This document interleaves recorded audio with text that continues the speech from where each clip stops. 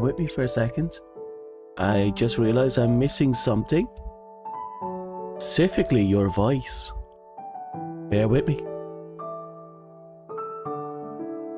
Oh, that was weird.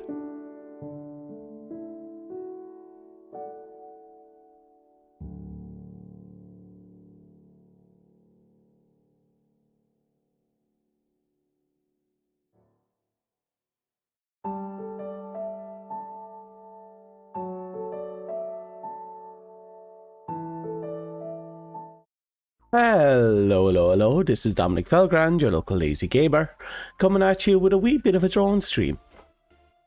Now, I woke up roughly 40 minutes ago, so I'm a wee bit tired, but I'm slowly recovering.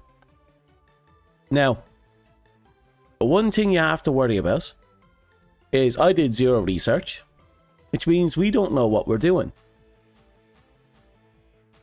But what I do know is we have games to make, and we have one game in mind at the very start. We'll have to do a little bit of research if we want to find out more about other games, but we cross that bridge when we get to it. So until now, let's do X's and O's. Now, let's see if the drawing side is all set up. Yes, it is. Oh.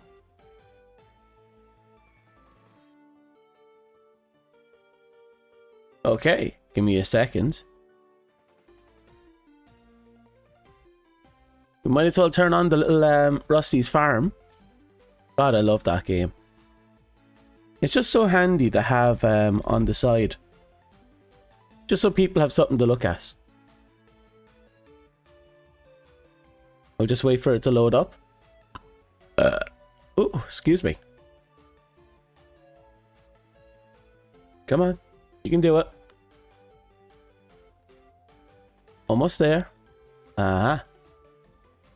Okay, now we connect the to Twitch. Yeah. Okay. And now we okay. Now we must do the thing. And that thing is turn on farming. No, that's not it. Let's see if we can force it. Bear with me. There we go. Now we'll just leave that play on the side, and then we'll go and work on our sexy farm another time.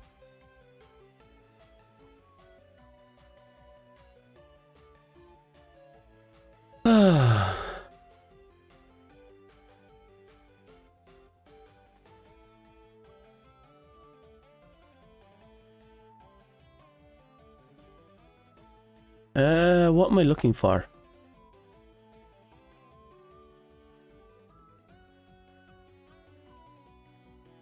Oh, itchy nose.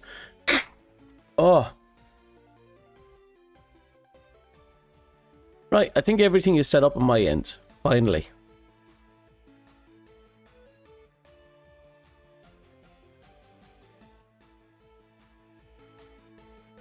Right, turn up the music a little bit so you can hear us, I think, I hope. And now it's just a matter of sinking our teeth into everything. I forgot I didn't have my volume mixer open. Right, let's get down to it then. First things first, pop you over. And we add a layer. Always add a layer. No ifs, ands, or buts on that one.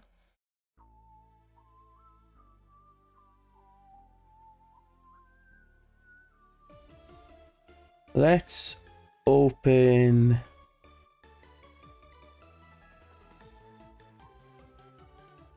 a snakes and ladder board on the side. This is going to be our color palette, since this follows our typical color palette. Okay. Now, first thing we have to ask, what do we want to achieve with this?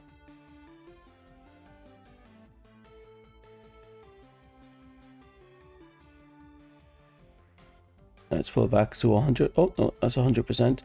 Let's pull back to 50. Not 50. 25. Okay, so it's a basic game of snakes and ladders. So what we need to do is identify where our board is and where our assets are. So let's split the board. Oh.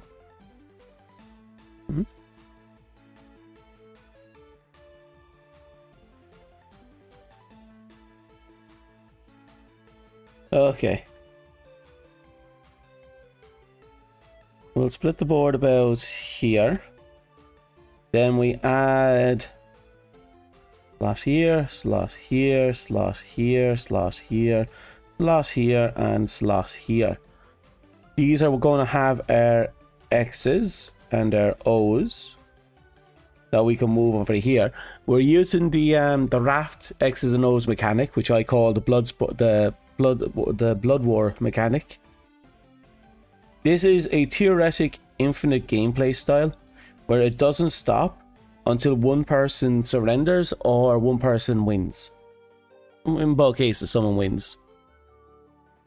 So it's like you can put down an X, O, X, O, X, and then O.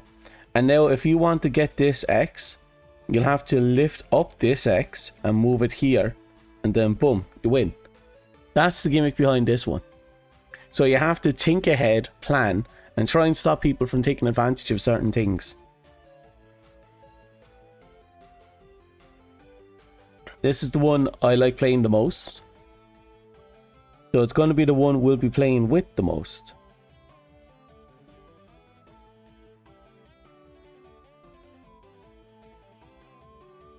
Now, to make things fit, we have to identify what is what.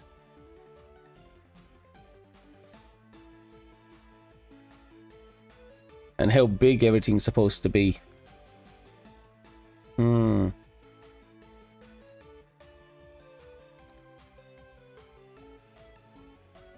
Like this as is isn't bad.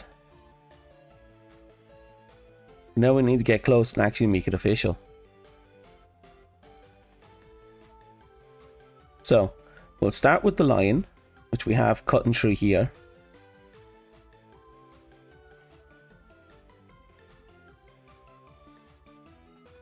It's not straight-ish. Plus, thinking on it now, I'm going to make the...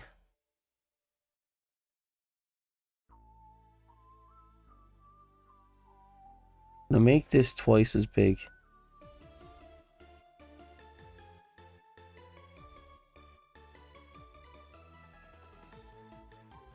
Yeah, that'll do.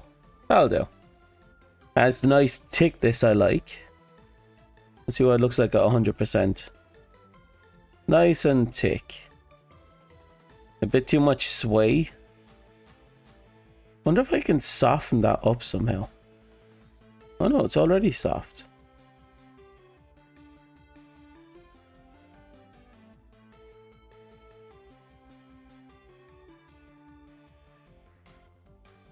Let's try this again.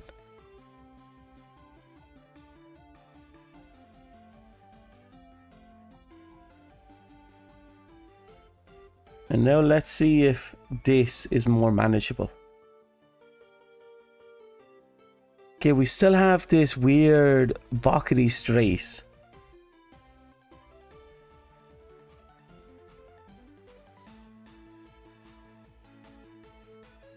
Why is it so bad here, but so fine here? Is it the distance?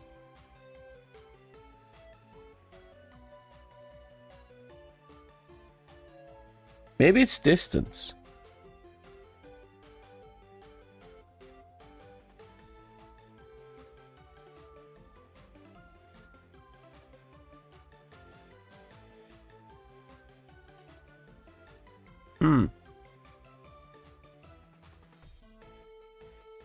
Yeah, and there it is, another break.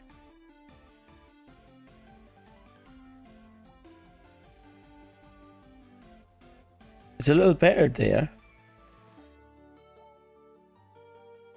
I think it's definitely because of distance, I think.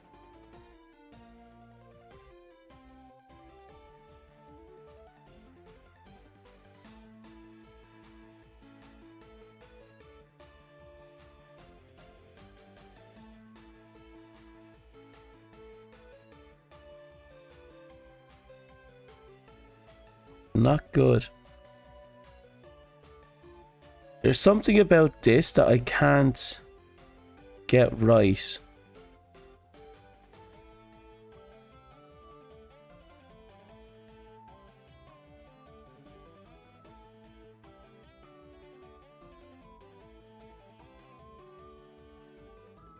Not hardness. Leave that 100%.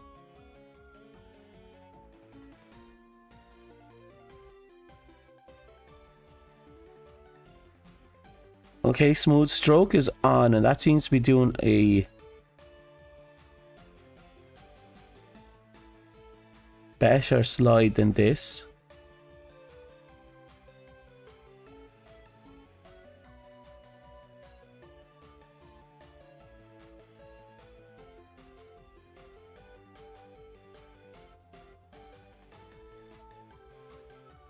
Let's try this one more time. A lot of things we never actually went out of our way to learn in this program. And now we're starting to learn them.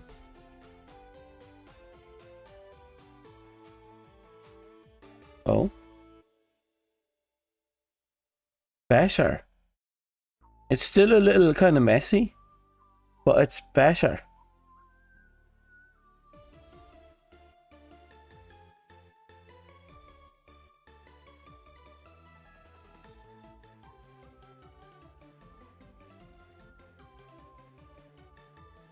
Right. Now the concept of the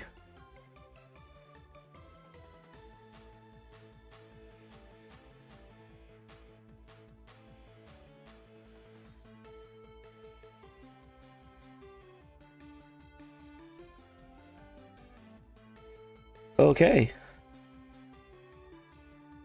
Looks kind of pockety, but that's all we need. We only needed to have the general shape. Plus, it's kind of the charm of our drone style. Everything is messy, everything is disgusting. But it will do, it's do its job. The size of these things now is the problem. We need the X's and O's to fit here, but we also need them to fit here. That should be doable. We have a rough size for all of them. Just have to make them fit. So we'll go up here, make a new, and we'll go back down here, and we'll get a general size using the centerpiece. So, then, okay, and then we bring it over here. Give me a second. We're going to have to move this. There we go. We nab you. We might have to move one line over, but we can definitely squeeze that in there. 1, 2, 3, 4, 5, 6. We'll have a little dead space down here, but that's just pacing or spacing, and we can do spacing easy enough.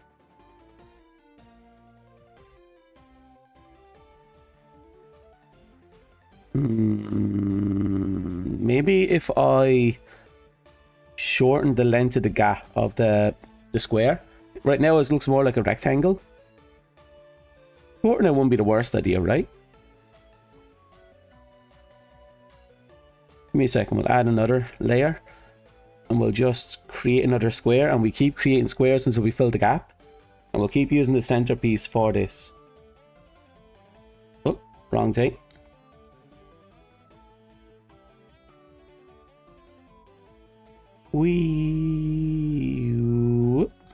Okay, and then we grab you. Looks like it's a rectangle again. Oh, we can fit this one down here. It kind of goes with the curve. I like that. Now, another layer.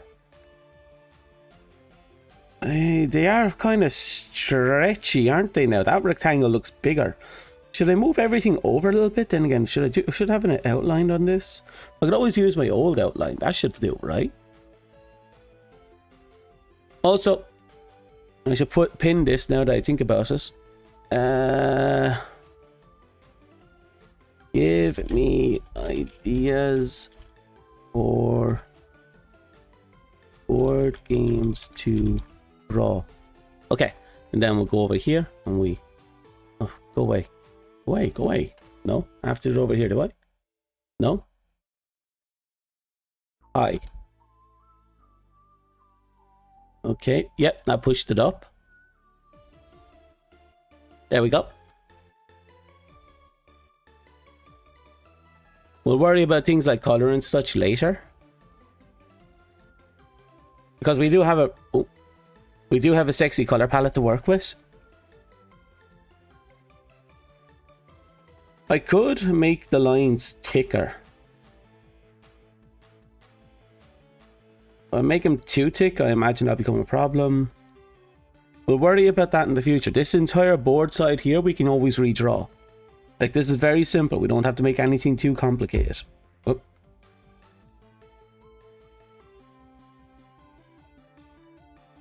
Now, we need...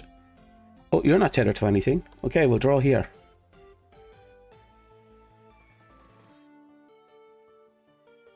It's a very small box, but these only have to hold the pieces.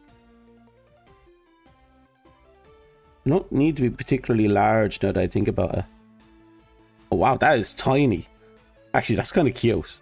Plus, the bottom of it follows the curvature. I think I can work with that. Oh, it all follows the curvature. Kind of like it broke off and lost a chunk in the middle.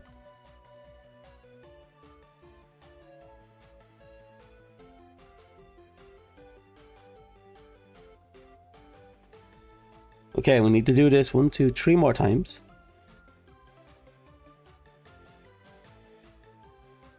Okay. This one's a little out of place, but I'll take it.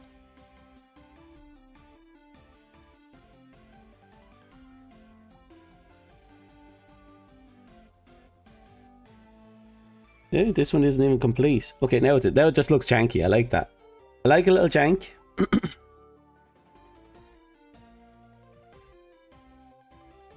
We'll put the small one there. I wonder if we can put a larger one over there. Comes down to how well we do the drawing. And we're not that great at drawing. Hello, Moose. It's not the size of the box that matters. It's what it holds inside. Damn right. Damn right. Everyone knows it's not the size of the tackle. It's hell yeah hook it. You know how to pull that string? You're laughing. Sorry. But yes, the box is going to be super tiny though. Now that I think about it, because we need some stuff to actually...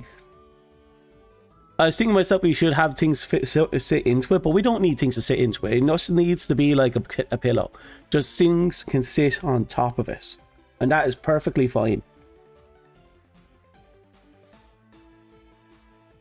As I said many a times, we don't have to be overly dramatic about it. And it doesn't have to be pretty. We're not winning any contests here. That almost looks like a Windows logo. No, the bottom right one almost looks like a Windows logo. The old one. It kind of has that curvature. Like a flag.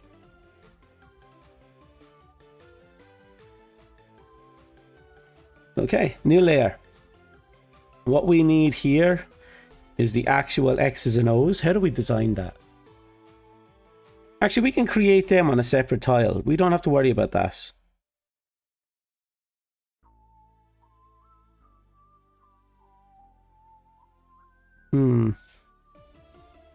Still needs to be big enough to fit into this, so I suppose we can start by identifying the size of the box. How big does this box need to be?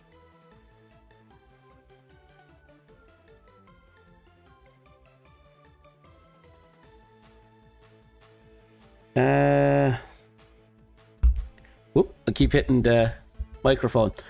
One of the downsides of this, I miss the old Windows logo. I do too. There's something nostalgic about it. Very simple, very, very pretty. But that could be just, you know, old me. Again, on to the years, I don't like change.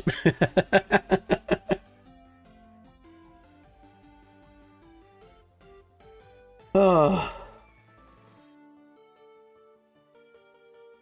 Right, I know a few people who want to challenge me to this game. I still have to finish the video game version of this. Maybe I can use these files for it. It won't be too hard. Anyway.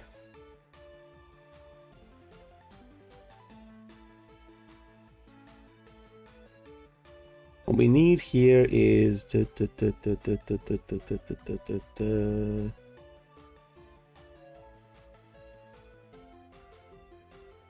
Let's do a simple circle. Or simple of a circle as my body will allow me to do.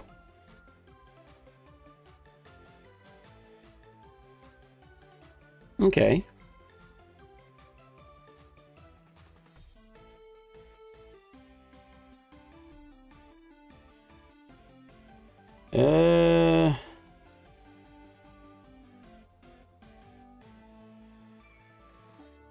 I could probably do it. Yeah, 350 by 350 should fit us. So let's do a new tab here. 350 by 350. Perfect. Now we'll just cut this little baby out. Get as close to the frames as possible. Yeah, look at that. Nope, fucked up. Nope, fucked up. Nope, fucked up. Oh, definitely fucked up. Give me a second, we're gonna have to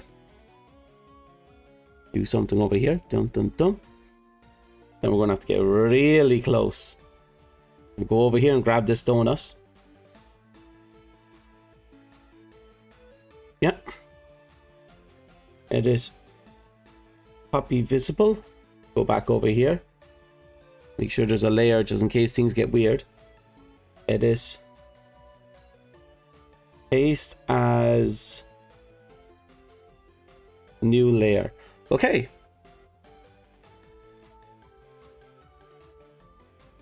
Okay, we're on the good side. What are we working on?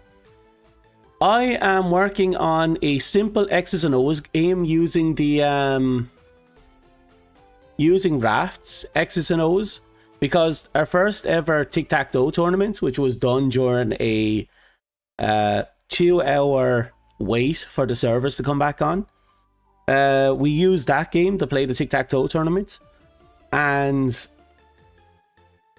it was really, really fun. Because the game is you only have 3 X's and 3 O's. And come back over here. Once a player has planted all their X's on the board, in order to place another X on the board, they have to remove an X from the board in order to place it down. So there's this game of it's a game of out-predicting the opponent and outmaneuvering the opponent. And the game in theory could last forever, or until someone either manages to get a win or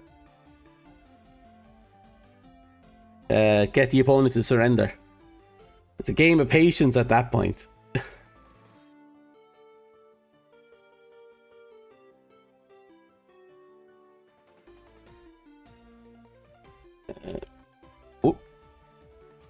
What did I just do?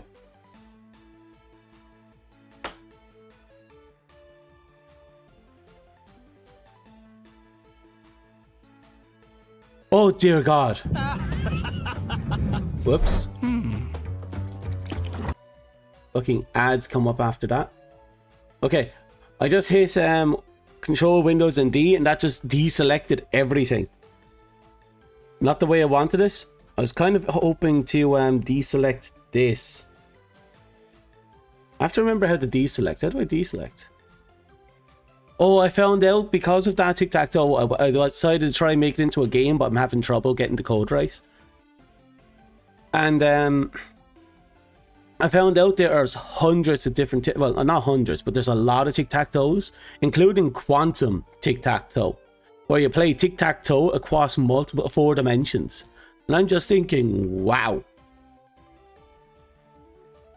So yeah, I'm going with competitive tic-tac-toe here. I call it essentially blood sports tic-tac-toe.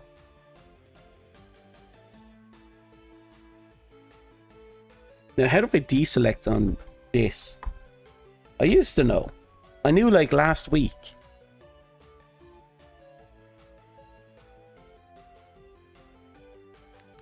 Gimp. Deselect. I know it's the A buttons involved. Control Shift A. Why did I hit D last time? Oh, that was Photoshop's deselect.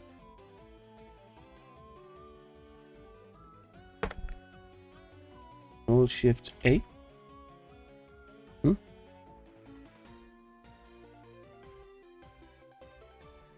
Oh, right, that won't work here. Will it work here? Yeah. Okay, the reason why it won't work here is because that's not a rectangle frame, or, you know, when we create it, that's just the actual border of the picture. Tic-tac-toe till the death. Exactly, Moose. Exactly. There is going to be a winner. No, there's no ties. It is a fight to the death. That's blood sport tic-tac-toe. You have no choice. You either live or you die. Let's grab the muffin brown over here. Whoops.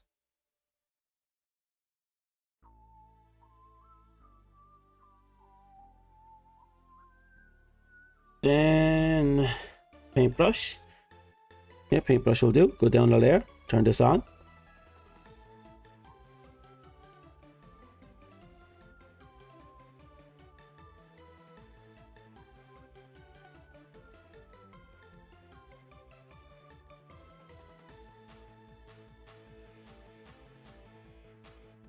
Perfect. Okay, we got one. Looks kind of plain, doesn't it?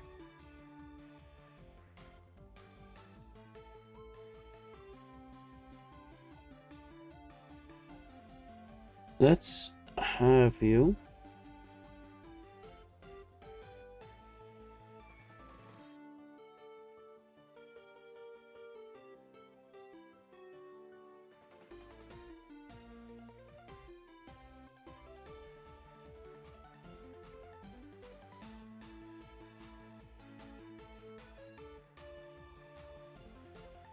Okay, I don't know why I did it like that.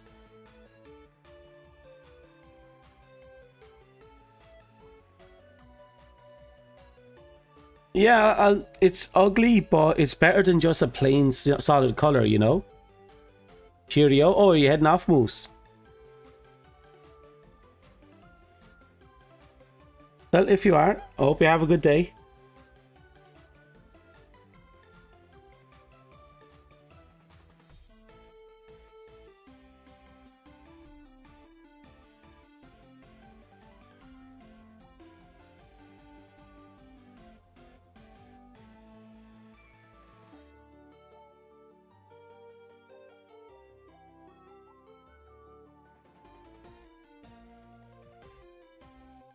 Three, 4,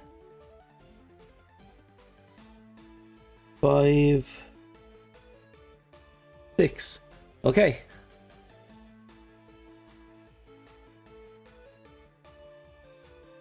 I have to look down at my board. It's probably why my model's constantly freezing up on your side. I assume it's freezing up on your side.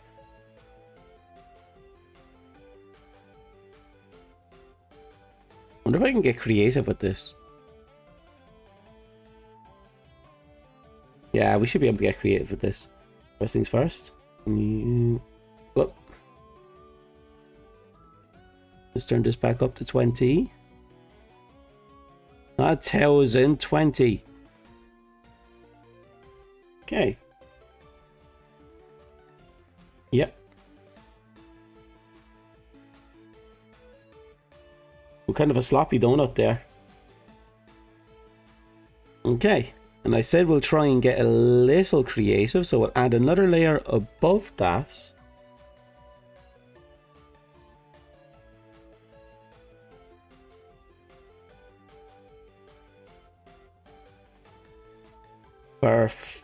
Perfect-ish.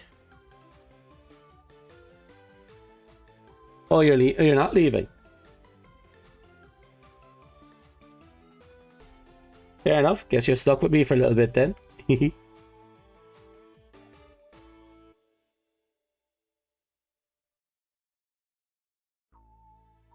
Okay, that'll have to do. And now we add a layer in between layers. This is for coloring, obviously. I swear, ever since I learned how to do layers, it took a long time for me to learn how to do layers. I've been so happy I can do layers. It's not even a joke. Fucking love layers.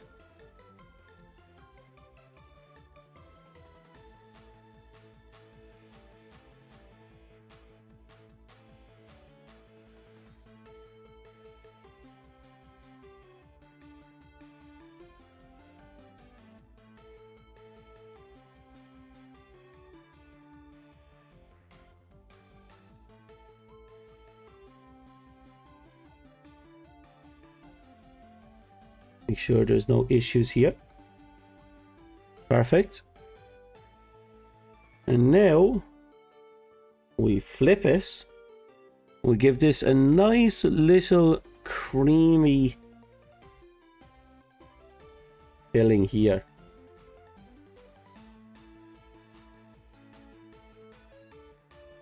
Yeah. Creamed donut. Here we go.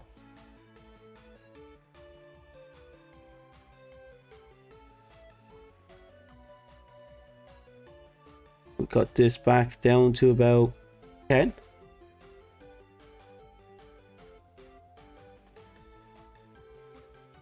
Okay, and one there, just to be safe. Then we knock you off, so it looks okay. Okay, that's another. Yeah, love layers. Layers is where it's at. Ooh, actually hits.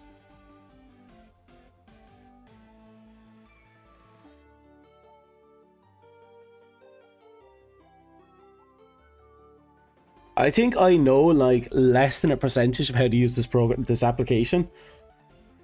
I only need to know that 1% that lets me to do the things I do.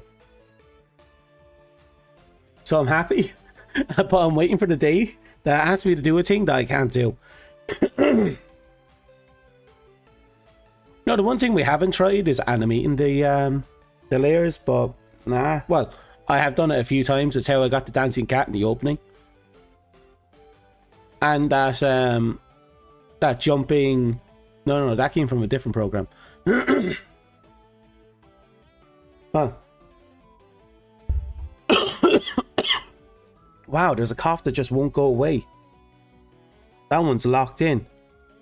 You know, now that we have donuts, what are we going to make the crosses look like? There has to be something interesting to do with that. I was thinking pretzels, but that'd be a bit much. I might make one a pretzel, though. Pretzel-ish.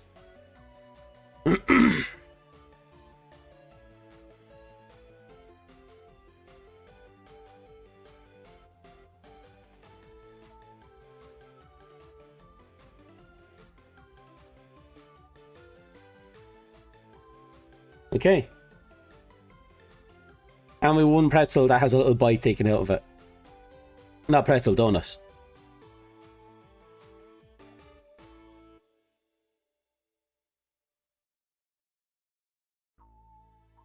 Okay.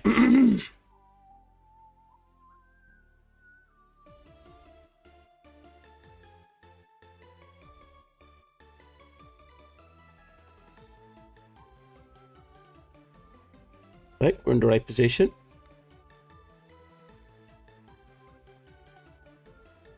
I haven't tried sprinkles putting on this yet. That would have been better than little dots. Ah, sure. We're here now. Excuse me.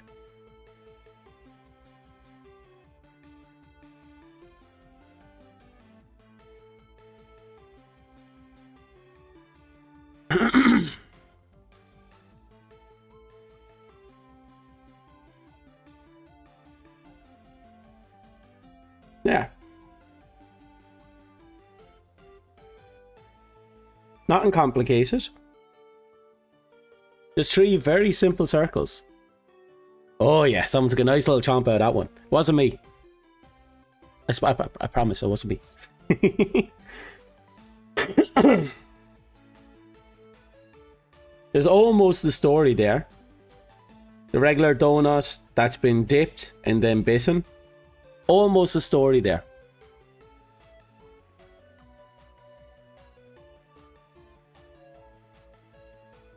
You know, I do like white, but we need a little bit of color there. So let's grab pink. Because there's something satisfying about strawberry pink.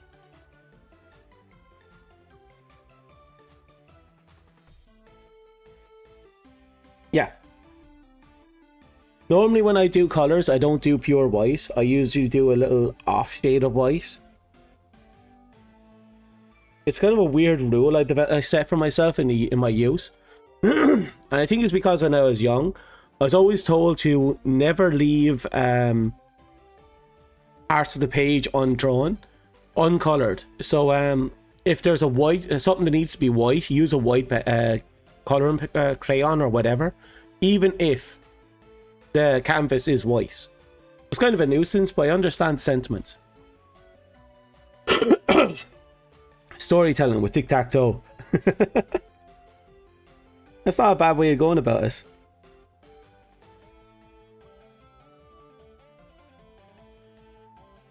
Okay, now the big question is, how do we do the X's? What do we make them look like?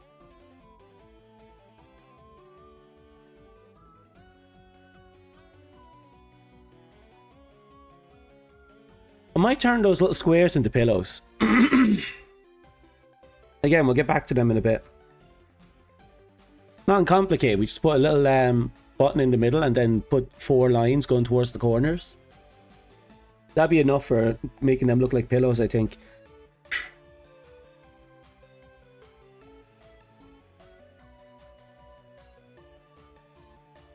Suppose we can make the X's out of multiple different things. Like, whoops.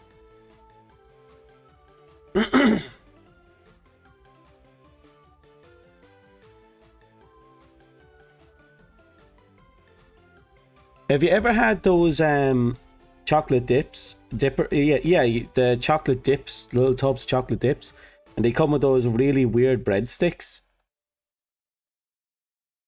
Let's go with that for the first one. We'll put a little bit of chocolate dip on the top, which means we need, oh, that'll be 2 shades of brown. I can work with 2 shades of brown.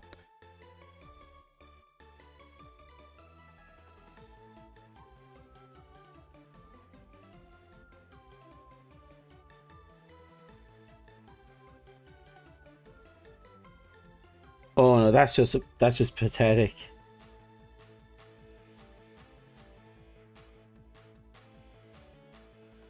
Yeah, that'll do.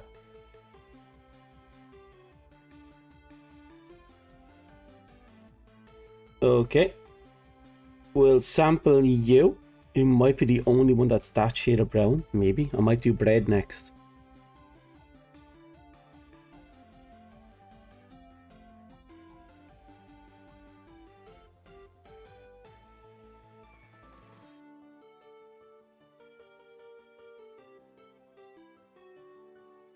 Oh wait, no, I just fucked up.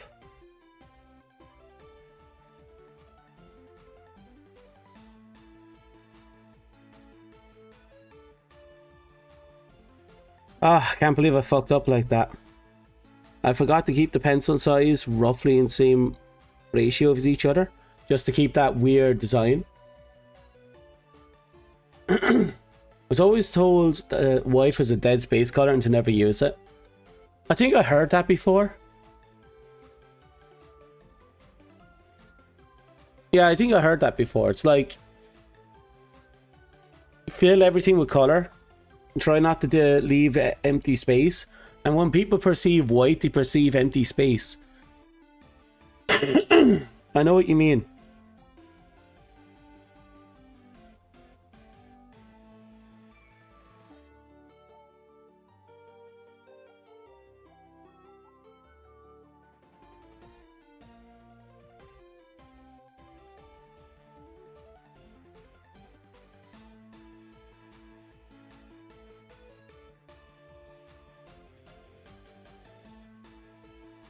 Okay.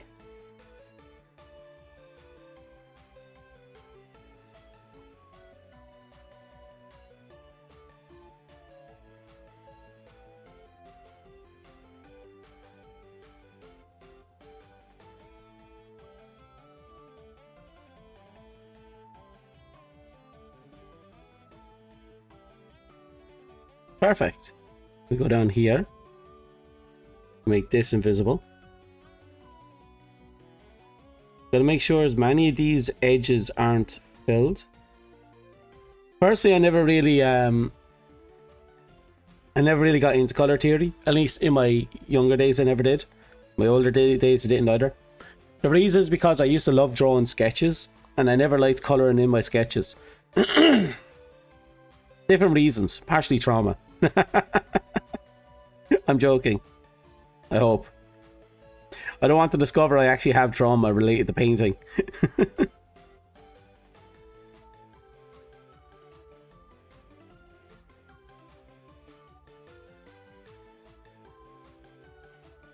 Okay.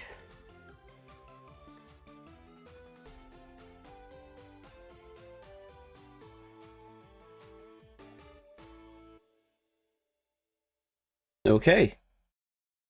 Now we go back here and we sample a darker shade of brown if I have one. And I feel like I should have one. Why don't I have one?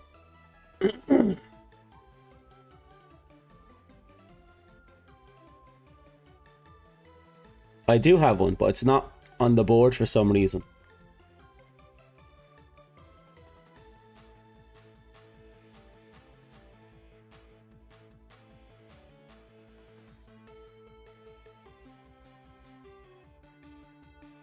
Okay.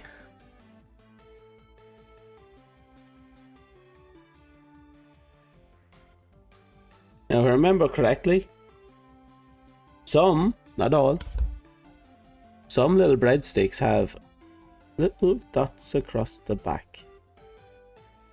Don't know why they have little dots across the back, they just do. It's weird if you ask me.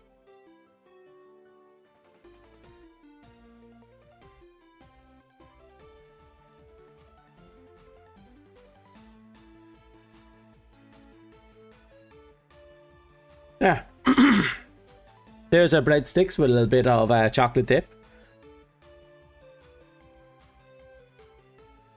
As you can probably tell, my art skills have kind of falling off over the years. Color trauma is wild. Yeah. I guarantee you someone out there has it though.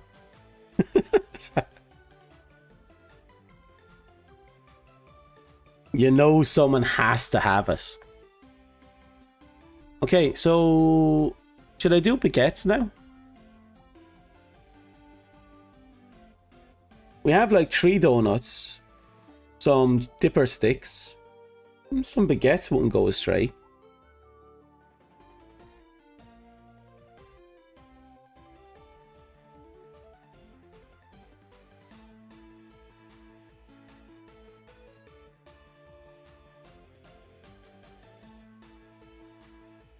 The coloring might be a little weird, but we can definitely get it sorted.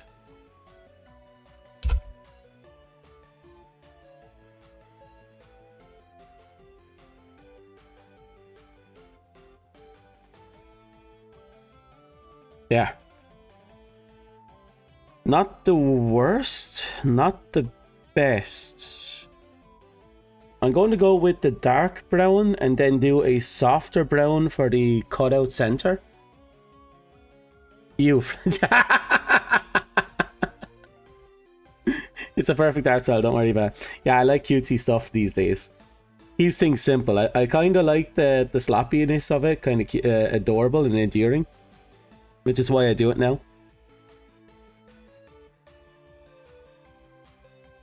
Right, we'll go and grab the dark. Wait, that just looks like chocolate now. I wonder if we can take the old shade and shift it about a little bit.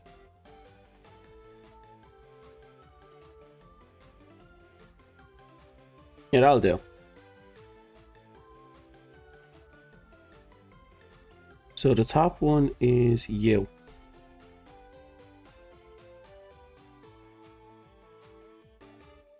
Not exactly the chocolate coloring. It's not the best. I prefer if it was softer. Maybe we can find softer.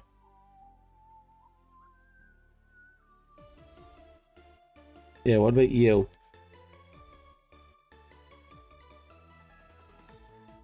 That doesn't really look right, does it?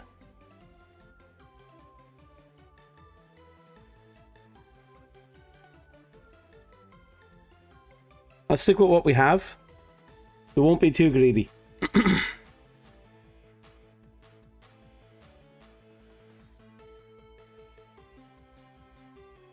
Besides, if we can get the coloring, the shape right, we might be able to make it look decent.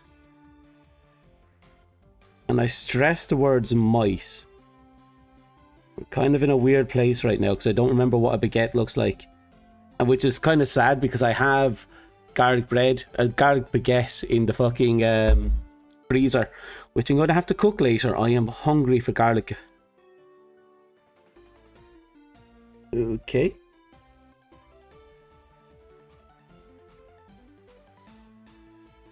Oh, right. It has to be this.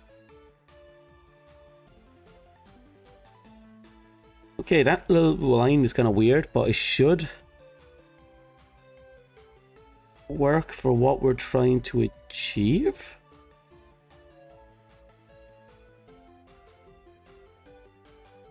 I fucked up the layers. Right. Bring you down here instead. Bring you up here instead.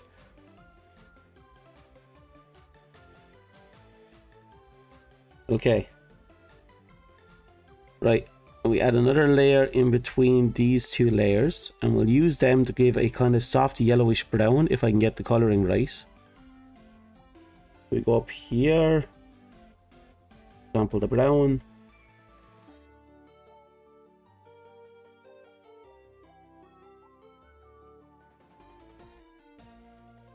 Be closer to white, right?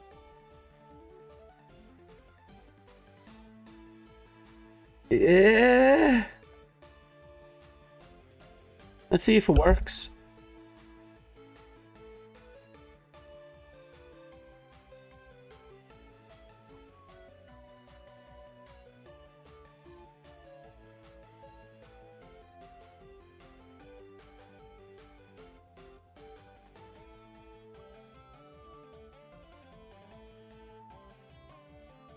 Okay, problem is right there. Why is that a thing? What layer is that on? Not you. It's you. Why is it on that layer? Grab the eraser. Yeah. Yeah. Okay. Okay, it's not the best, not the worst.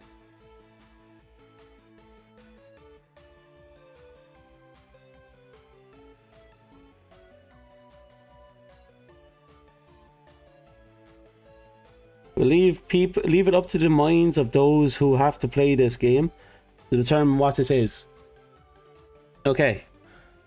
We got our baguettes.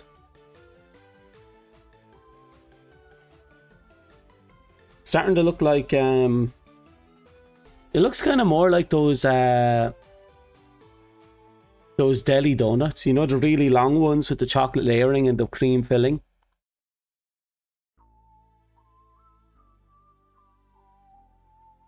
Right, and now we have one more to contend with. What would the last one be? I think I said I wanted a pretzel.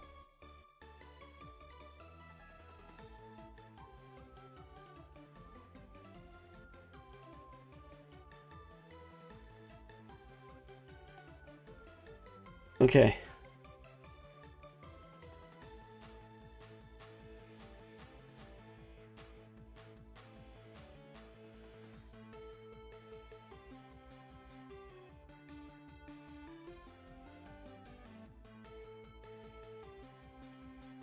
Oh, here will do. Yeah. Then we grab you and we go all the way in on this. A little. A bit messy. A bit messy, but we got it. This just looks weird. Oh no, I did something wrong. I put this on the wrong layer. Fuck. Well, it was good practice. Oh, wait. No. No way.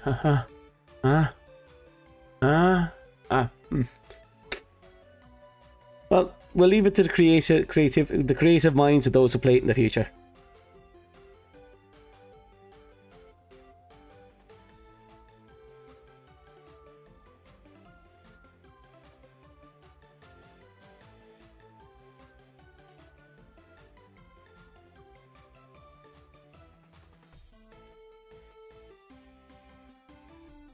Okay. Not better. It's not worse. Coloring is always the key to this. So...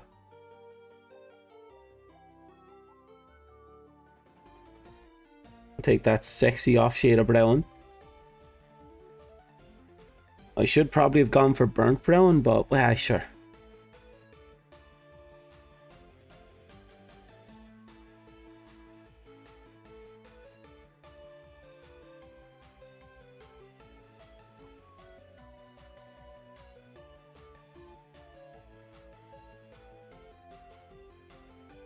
Done.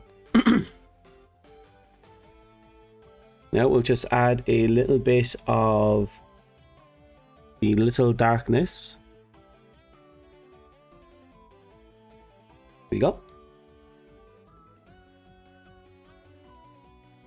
I'll make these lines so that you know there's some girth to it.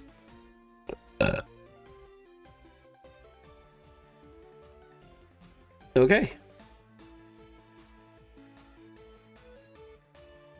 It's kind of off center, but I'll keep it. Now, back to this mess.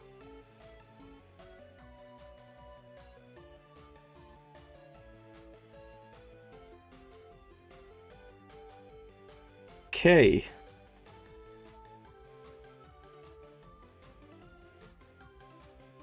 Yeah, they don't have that pillow charm to them. They don't have that curve. Kind of just weird and bockety. I'll leave him be. But we're going to have to color all this at some point.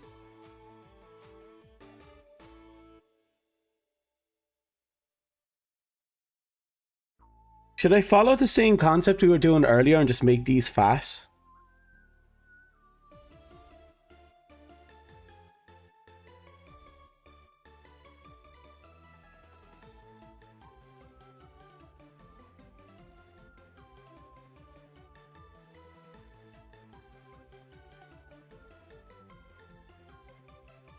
Right, how do I delete you? Oh, is that all?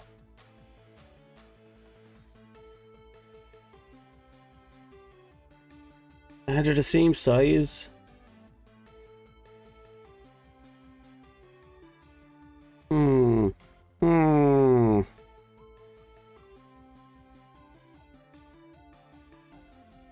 Take me time, yeah.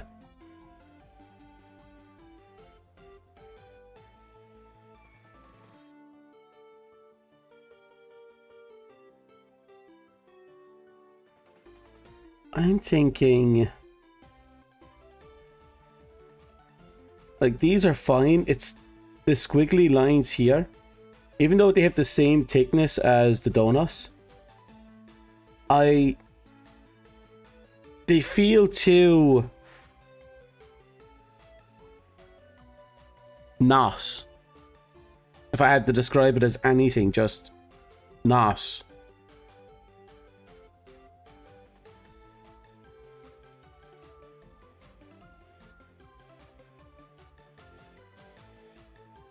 So let's add another layer above it and see if we can experiment, perfect, with the concept over here. We go back in here. What if instead of just basic squiggly lines, we make them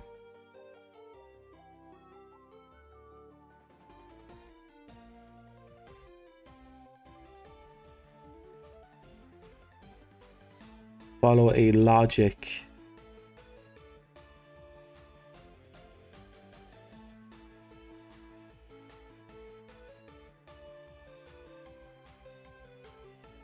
Okay. Not bad. Actually, that's not bad at all.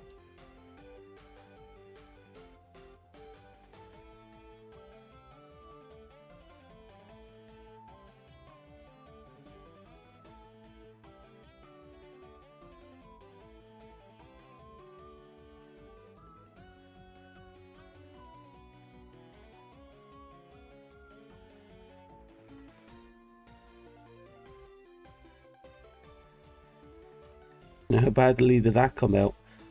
Very.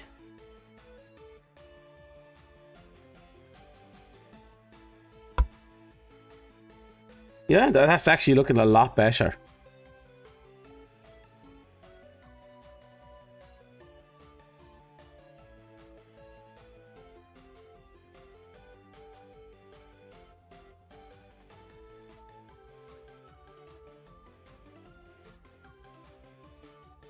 I know I should be doing this as layers, but I'm being lazy right now.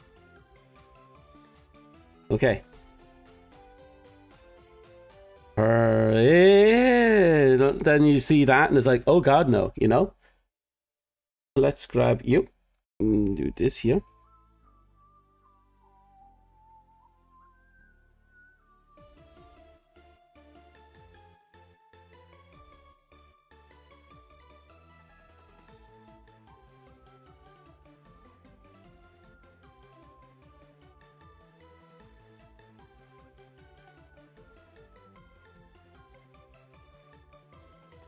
Okay, it's not great, it's not bad. That's kind of what we're going for at this point. Not bad is not bad, you know?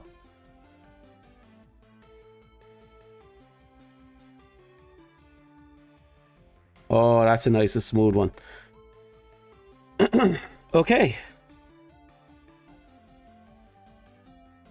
It's not the best, but it's clean. And clean is more important than anything else. Now, we have a lot of brown already with the X's and O's, so we can't make any more of this board brown if we can avoid it. Which means we need a color for the board, for the frames. We'll pick two colors, one to represent the X's and one to represent the O's. I think the background will have to be our soft blue as usual, so we'll sample that.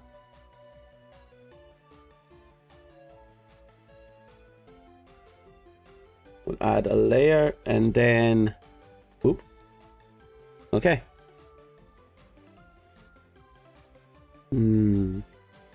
I shouldn't make the frame golden.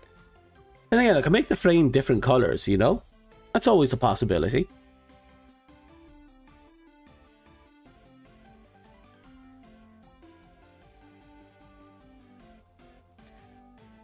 I could do yellow and pink as the opposing colors.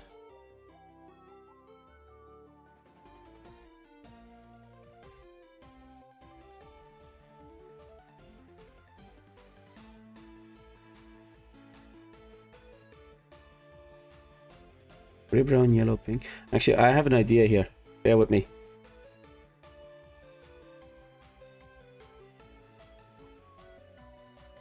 We're going to follow our donut logic when it comes to coloring. So we'll grab you. We're going to paint you in.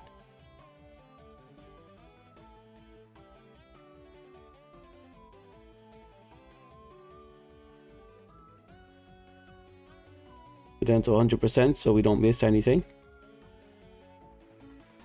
So Okay.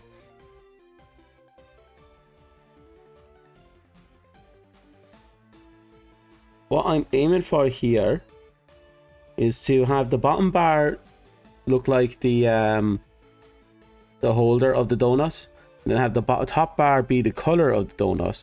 Then the left and right are going to be our two other primary colors, which is yellow and probably... We'll have a look. That's where I can do something else here, just to add personality to it. I'll go across that bridge.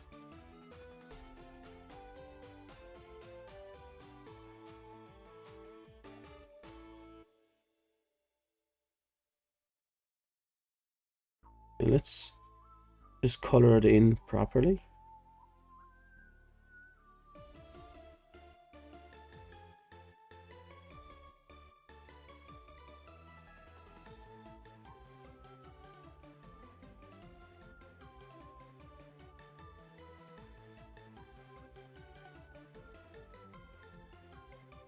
Back down to 50%. Then we add in the color in here and here. We'll add in another layer just to be safe. Go over here. And I think we'll grab... Ooh, orange can definitely do as a color over the other corner.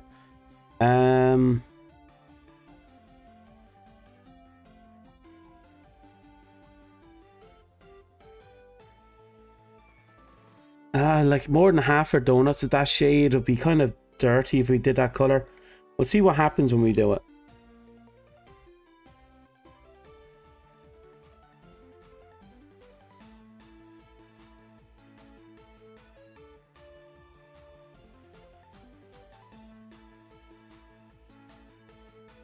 Now we have to come up with another game because we want to make this stream last a little longer. Suppose we can come up with ideas. There's no harm in coming up with ideas. Anyone have any ideas? A simple board game. We have tic-tac-toe and snakes and ladders, as you can see from over here. That one was a fun stream. I lost in that stream. I had to do nyas the whole time for the entire stream and the stream after. I was playing against the other players. Not the other players, my chat. I lost. Life goes on.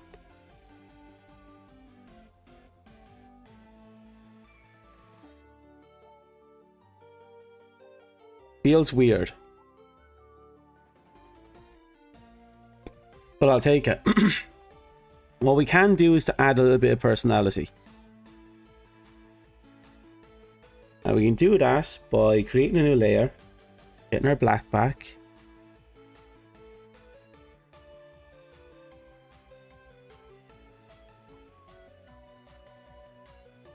Okay.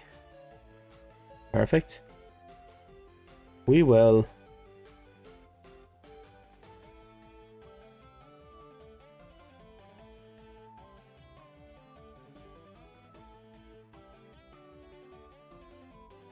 bring in our little crown. Some of our donuts have crowns on them for donut reasons.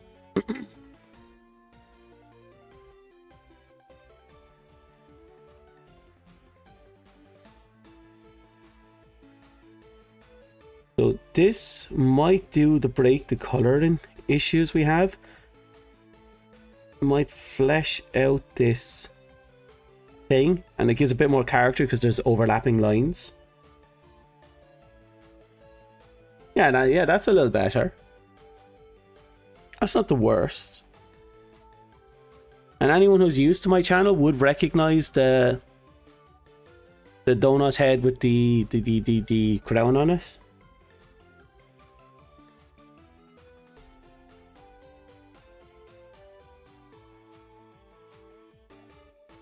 Now, we have to pick two colors to represent X's and O's. Doable though. That's going to be very easy.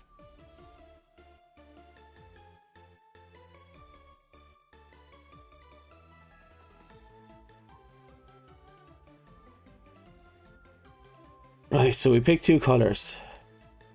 Oh, Right, we also have to pick the background color here. Oh, I haven't remotely done.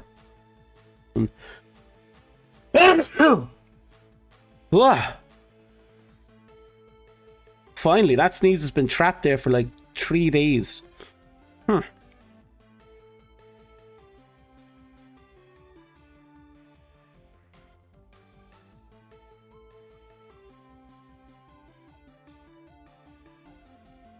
Right, we have to do something about this panel.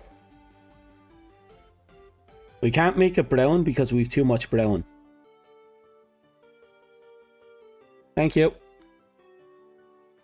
I could make it, oh no, orange would be nice for another major color. We have pink and that would overlap with you. We can't do yellow because it overlaps the crown. I want the crown to be kind of a prominent piece.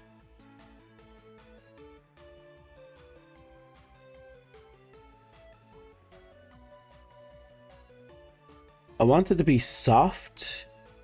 Maybe I'll do blue. Maybe the contrasting blues will actually work. Firstly, I'm thinking I shouldn't.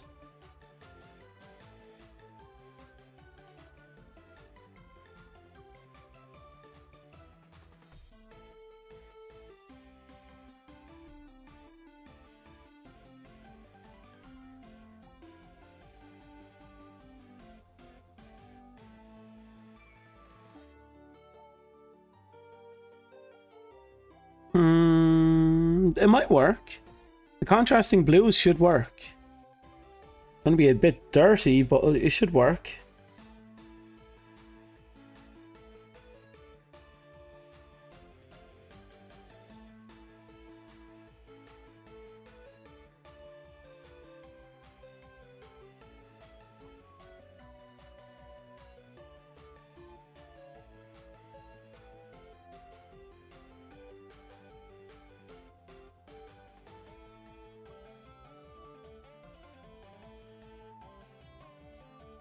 Okay.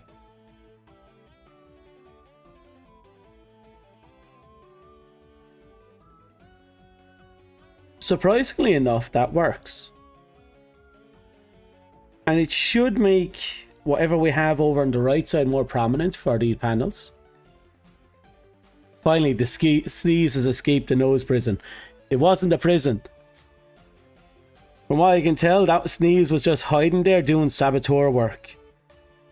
Imagine you're just going about your day and you're just going and then it just stops and you go like, fuck. So you're feeling the tip of your nose like, you're just doing your thing and you, you know, it's not fun when you know.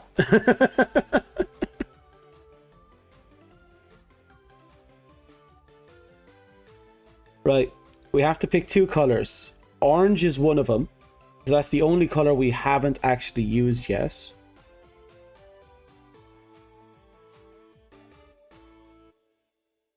I'll use orange for the lower ones. Well, it depends. I might do darker colors in the lower one.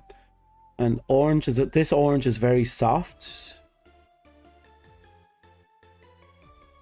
Pink is out of the question. Red is a bit much. In fact, it doesn't really go with it.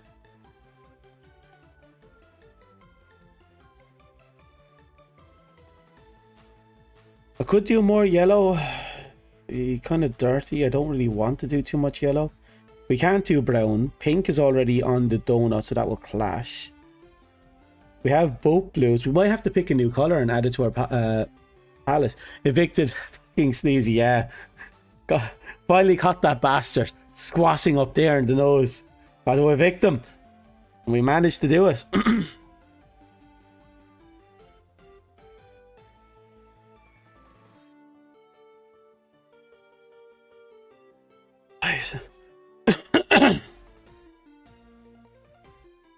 What color should we pick in addition to this? Would have to complement everything here. I'm going to put the orange up here because it's very soft.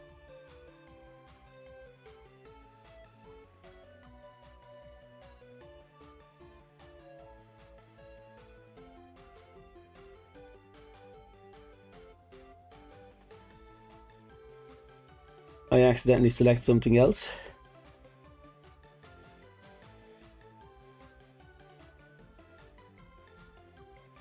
Okay. Whoops. Yeah, and the orange works well with this shade of blue, I think.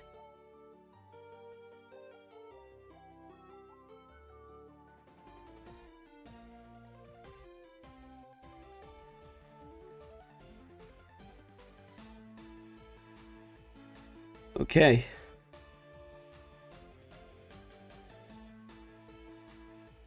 We're next.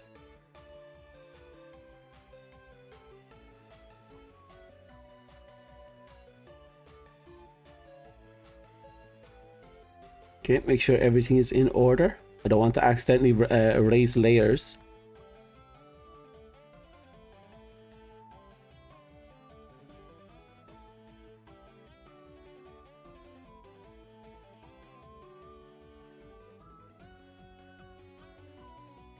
There you are.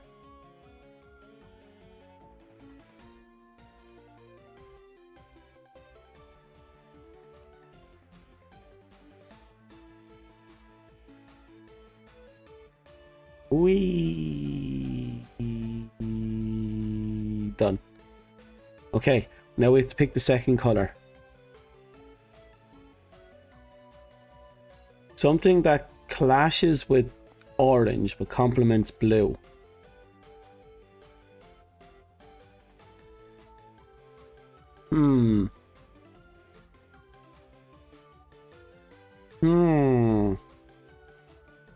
We don't have any color here we can work with, except for another shade of grey. That won't work.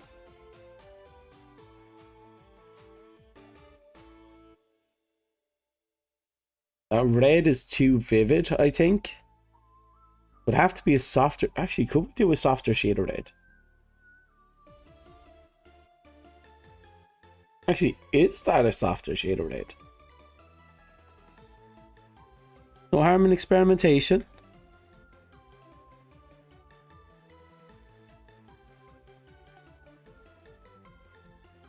It is a softer shade of red. Uh-oh. I can work with this. It's a bit aggressive, but it's soft enough that it should work.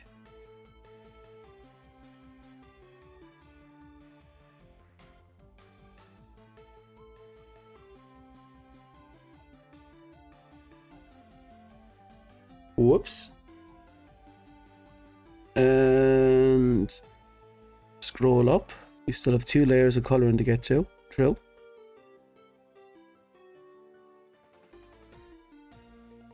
Okay. I have to figure out where that other one is hidden.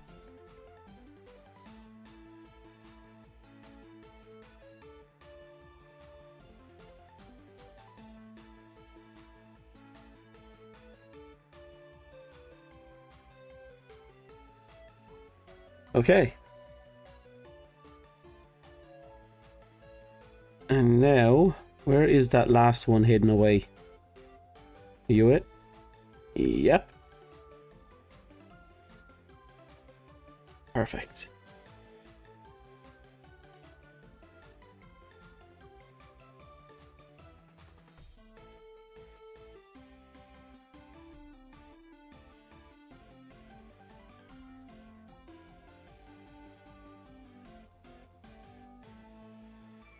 Okay. There we go. Yeah, it's very loud now that I look at it, red, but it is definitely soft enough that it can pass with the rest of the colours, especially that orange.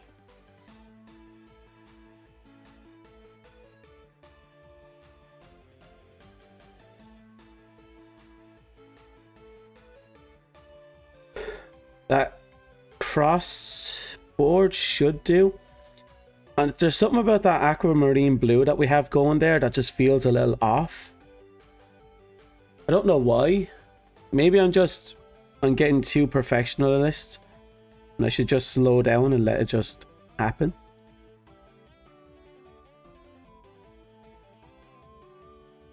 Okay. I think that's the tic-tac-toe done.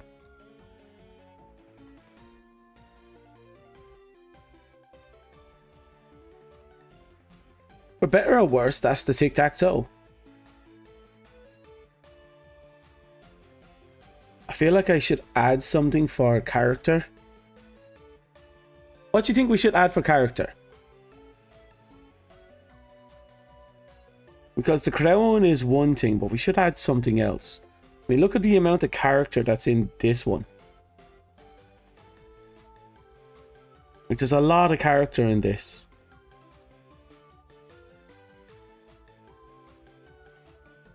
So we should try and keep that mentality going here. Otherwise, what's the point, you know? Thank you.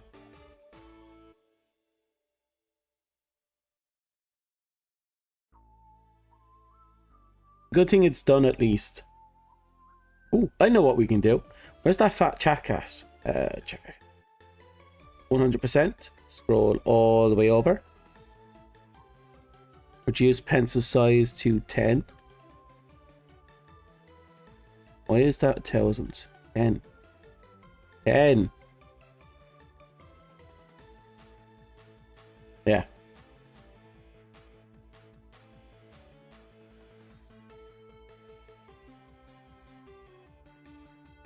Whoops. Nope.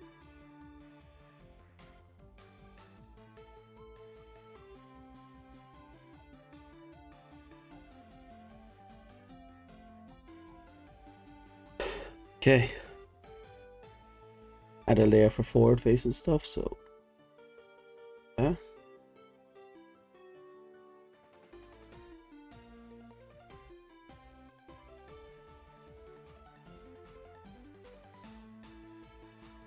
Okay. And add another layer for back facing stuff. So. Yeah. And. Yeah. And then we just do, let us undo, reduce the size again, down to 8. Let's see what it looks like here with, no, even less. We need this to be super small, and we need to get right in there. Right in there. There we go.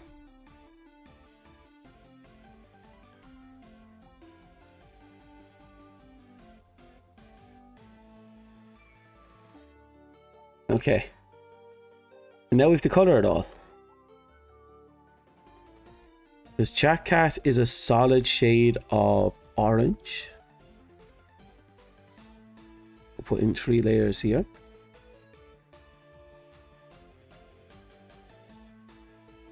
We'll go grab Jackass. And we go and paint Jackass.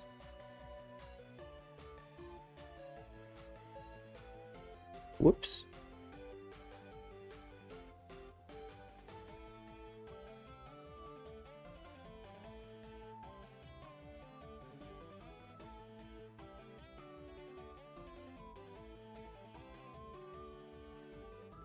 We're gonna have to redraw that face, but we can do it elsewhere.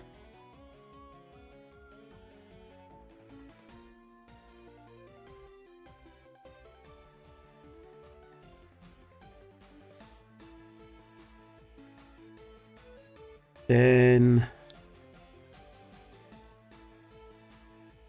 perfect. We'll go here. Reduce the size again.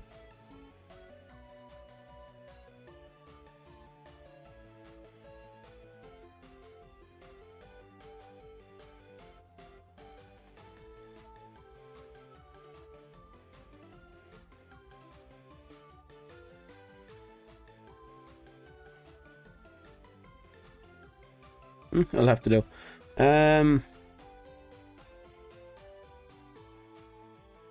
Question is, who has the tail? Oh, you had to have the tail, didn't you?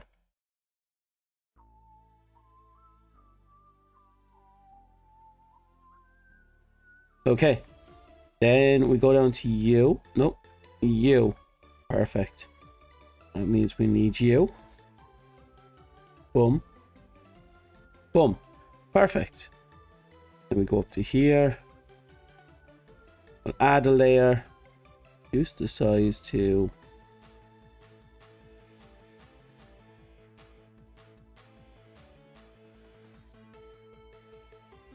3.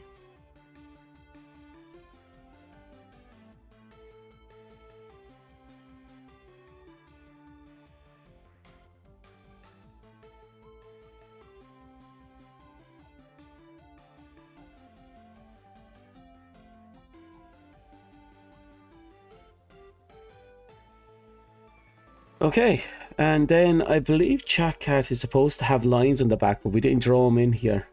And I don't think we need it here. No, the lines are on the forehead. You can't see them. Add a little creature that's eating the donut. That's actually adorable. We'll definitely do that. Then we go back to 100%. Chat Cat's just there. Then we go back to 25%. Chat Cat's just there. Okay, that's okay.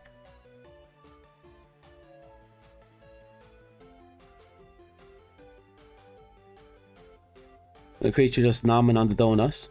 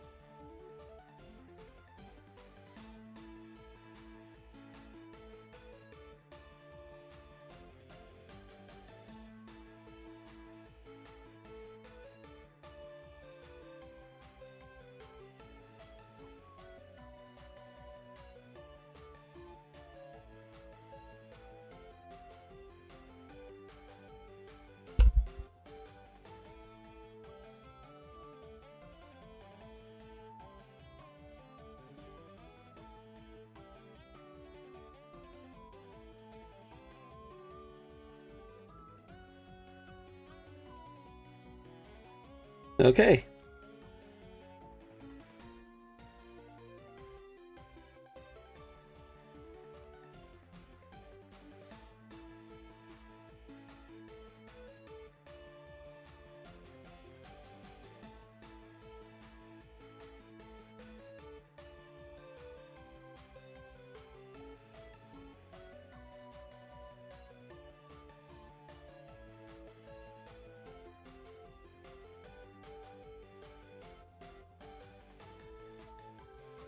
Then we go over here.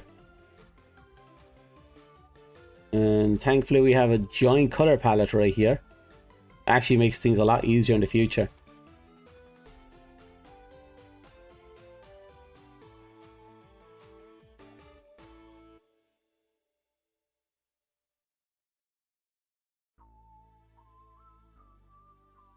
Chat Cat is the bane of me existence.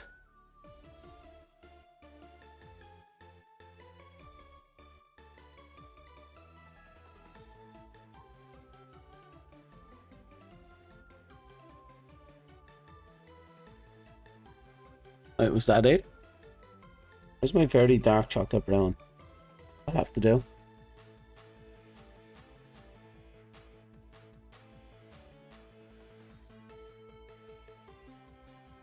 There we go.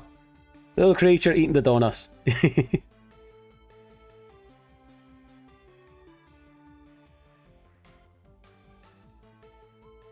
Oh, the game in the background is called Rusty's Retirement. It was created by someone who wanted to make a game that people could have in the background for their chat to interact with and for them to play while they talk or do other things and stream. I don't really have many ways to justify using it. But during these chatting streams and drawing streams, I decided to put it up. It is possible for a person to interact with if they can find my Twitch channel and then get into the chat of my Twitch channel, because it's set up. Well, actually, there's a bunch of things that's set up to my Twitch, and my Twitch is always active, and I have everything always connected to Twitch. so people can do those things if they manage to hop onto Twitch. That includes giving me head pats, giving me boops. Actually, I didn't test that right now. Does the boop still work? It does. Boop. Then we go down here and we say exclamation mark, head pass, and then boop. The only different problem is that my internet is so shit. I can't actually I can't multi-stream, and that's something I really want to do at some point. But I need really good internet for it. I do not have good internet. I have good enough internet for streaming, but that's it. Oh, right, and so you know, exclamation mark say head pats. Let's see if this is turned on. Wait for it. Did I turn? Head pats. There you are. Chat cat down there is in the corner is actually a TTS, and the command to say stuff is exclamation mark head pat or exclamation mark say. So yeah, I try to put in these I try to add these little things here and there.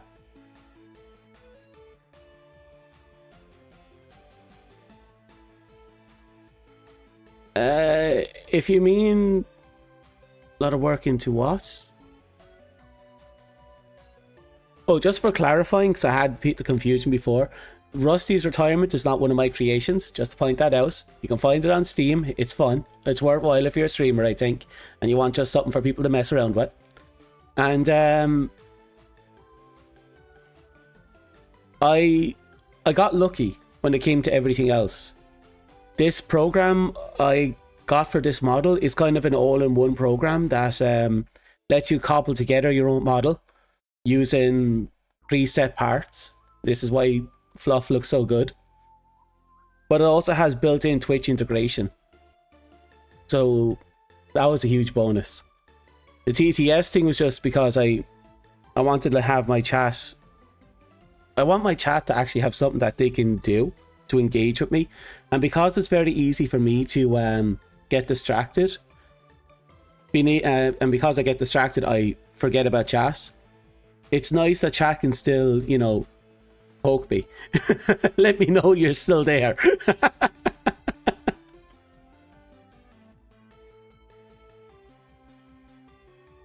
I got stupid lucky when it came to all these programs. Thankfully, they were cheap. Ooh, that was a big thing. Them being cheap. I don't have money to invest heavily into this.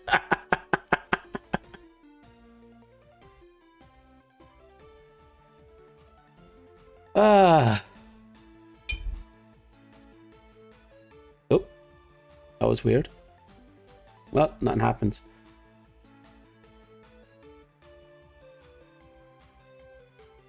Is there anything else we can add in here for more personality?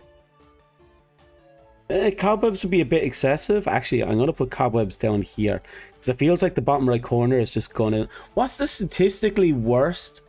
Lucky is definitely a skill. If you're not lucky, it's a skill issue.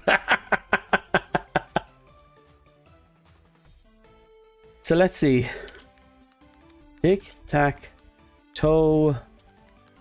Least used starting position.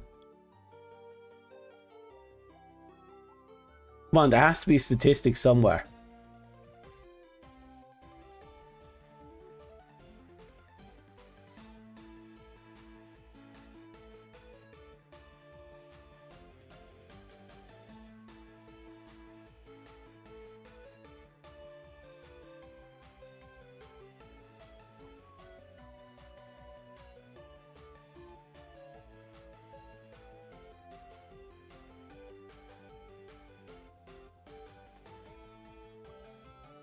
Oh, wow, okay. You know how, logically speaking, when you play tic-tac-toe, you always hit the middle? Apparently, statistically speaking, hitting the corner is the best move you can make. Because apparently it reduces the amount of options the opponent has, but that doesn't really make much sense to me. Because obviously you want the center, because if you own the center, the amount of moves you have is massive, right? There must be a logic to that. But then again, we're playing fuck you, bloodbath tic-tac-toe. It's not going to go the way they want. I'm going to put it down in the bottom right because that looks very, you know, closed off.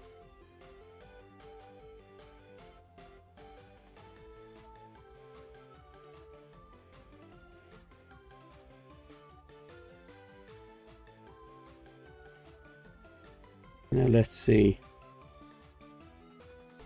Oh, let's do a white spider web. I know doing black is kind of like how you should do it. But it's like, let's use white.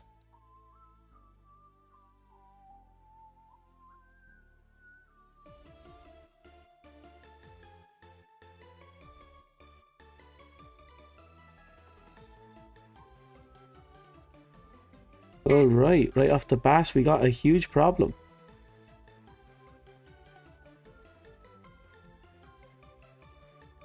We got to bring this under the chopsticks. There we go.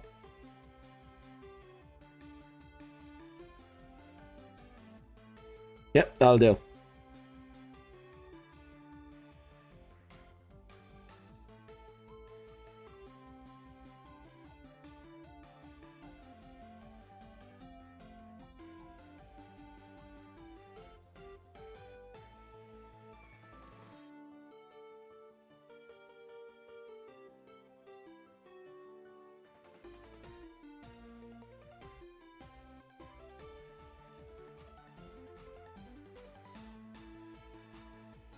Can we flip it?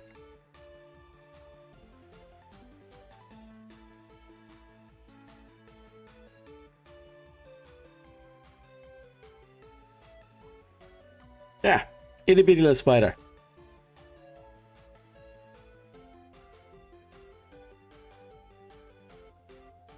Yep, I'll do it. That's charming, I think. And it's a little bit more. Google is wrong. Your tic-tac-toe is better. Never trust Google. That's definitely for sure.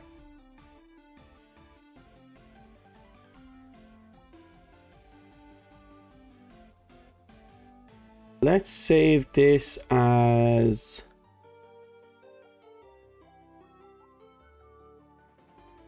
tic-tac-toe board. Okay. Then you save as tic-tac-toe icon 1.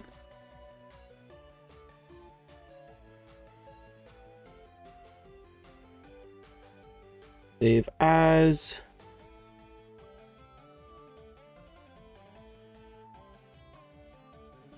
wait, I have a folder called tic-tac-toe.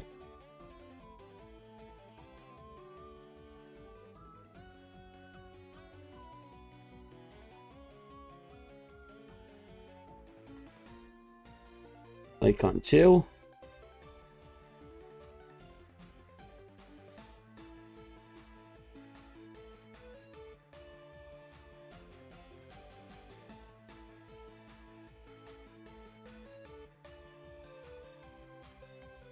Okay, I got 2 XCFs there on that one. Icon 3.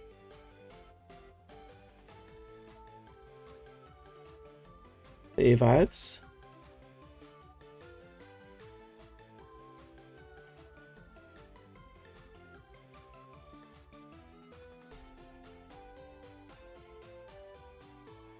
Icon 4.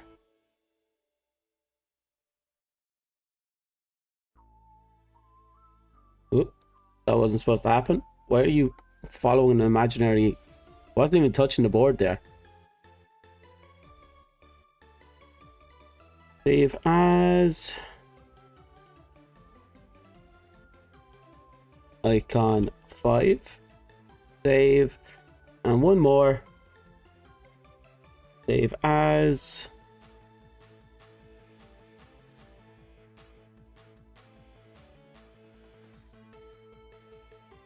this. Yeah. Perfect. I suppose for all intents and purposes, that would be fine. Yeah, that should do, right? Like those two little things there, the spider web and the cat, that adds just enough personality that I don't think we have to overdo it now. I think the right board will be filled with so much personality with the icons that they'll only become an eyesore during the end of the game. And even then, you're not even going to be looking at that. It's going to be all over here.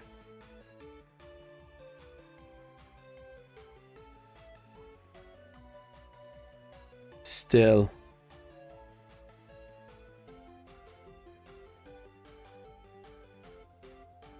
Yeah, no, we'll leave it at that. Don't get greedy. Now, the next question. Oh, that one took 2 hours. That was kind of concerning. The next question is, what other board games are there for us to make? We did Snakes and Ladders. We did Tic-Tac-Toe. They're very simple games. We don't have to do anything overly complicated.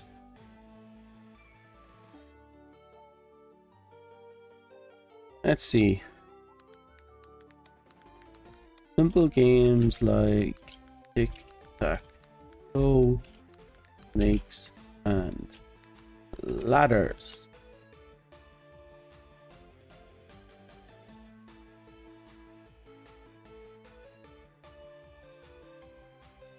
Oh.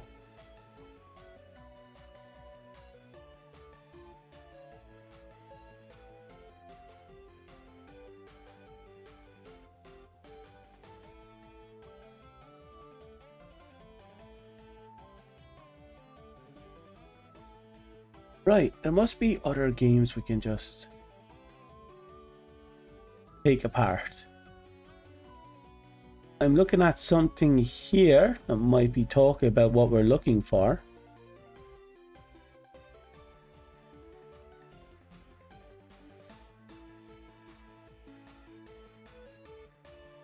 I wanted to create a certain level of assholishness with the games I make. Nothing drastic. Like, to give you an example, in the Tic-Tac-Toe, we have so many different moving parts here. Like, the only beneficial things are mostly at the early stage. Ladders go up, obviously. The cat with the cheese is also a ladder. If you grab the cheese, you go up. If you land on this square and you roll a 3 or higher, you can, instead of going up and following the pass, you can instead go onto the fire escape and crawl up 2 floors and then skip an entire floor.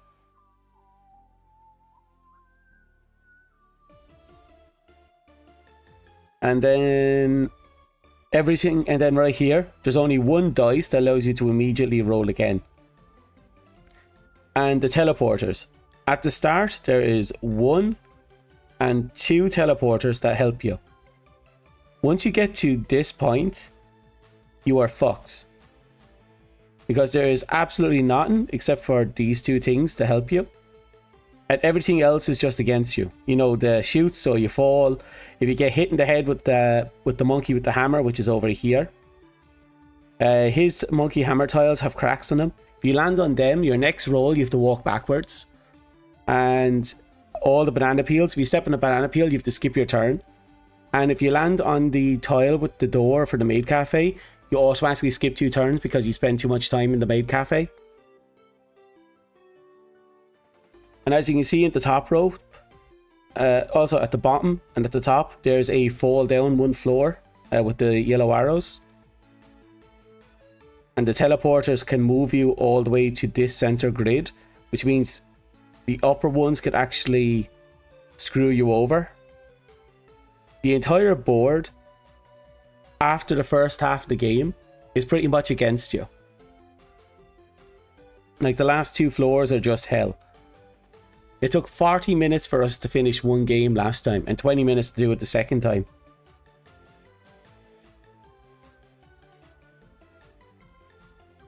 It was fun though. Once you understand that you're in it for the long haul, it's a fun little game.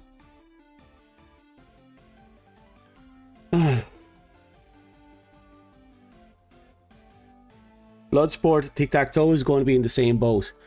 The game will either end really quickly or it will take forever. All comes down to how clever you are and how good you are at predicting the opponents.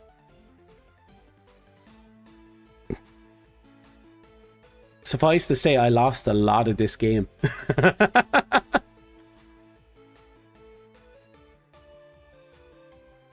I suppose if nothing else, we have 2 games. That's fine. I think that's 2 more than we had last month. Hellish Snakes and Ladders. Yeah. It's not bad though. It's like, there's a lot... It's because of how cruel it is, everyone is kind of fucked. The amount of times I landed on the... I landed on the skip a turn, and then my opponent immediately landed a skip and a turn, and effectively meant that neither of us skipped a turn, because it just went back to the regular rotation. It was absolutely hilarious how often that happened. And the amount of times the board changed.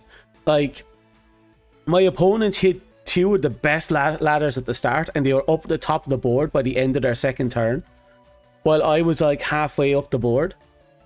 And then after that, they hit a shoot, they went all the way down to the bottom, and then I got unlucky with a few rolls and they caught up almost immediately.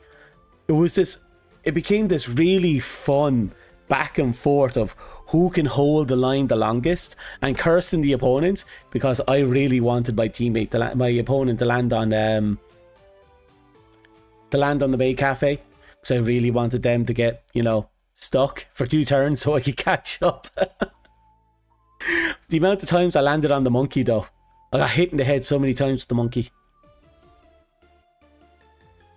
Yeah, no, that's that black and white there is actually... No, not black and white. That... Lots of solid colour, but nothing going on over here. I kind of want something going on over here.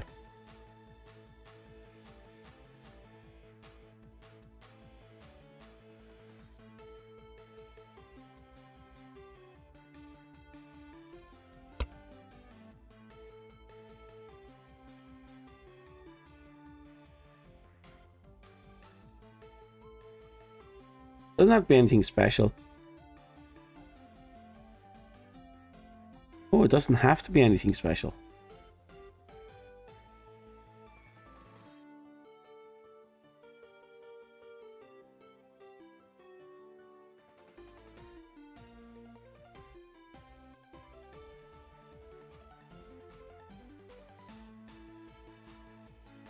Okay, let's do another little spider web. Another itty bitty.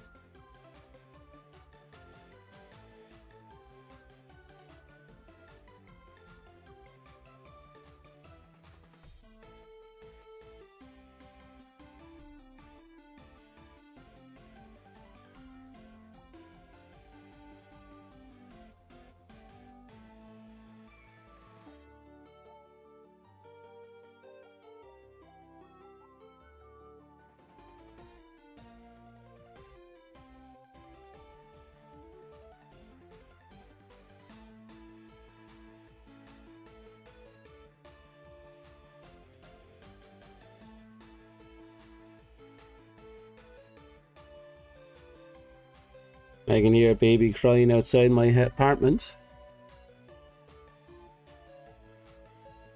Definitely not a cat this time.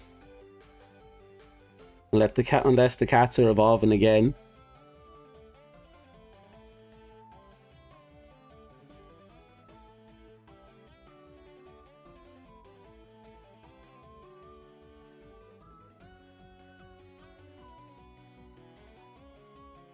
Yep, that'll do.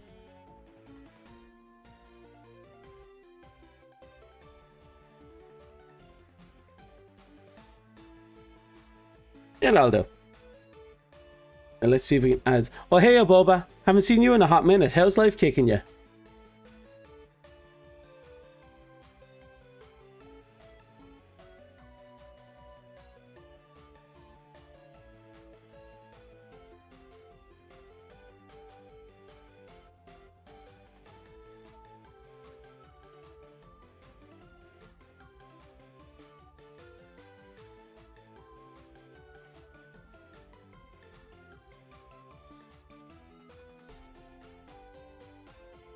Hmm.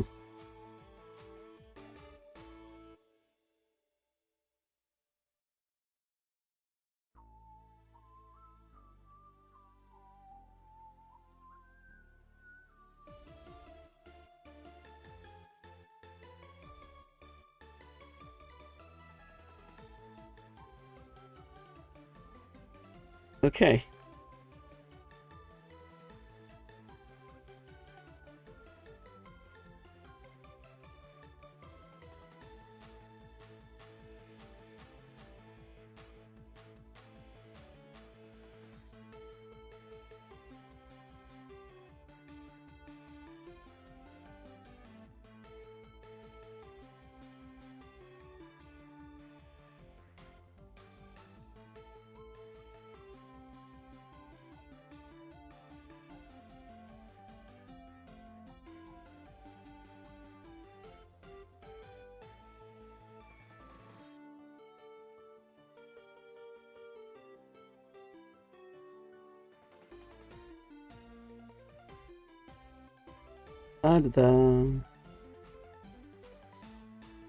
Remember, we got to add a lot of personality to this, otherwise it looks way too bland.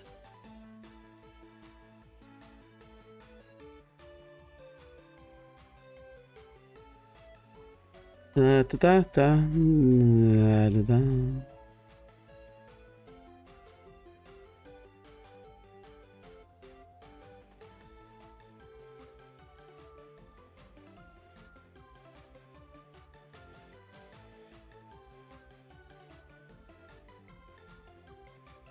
Okay.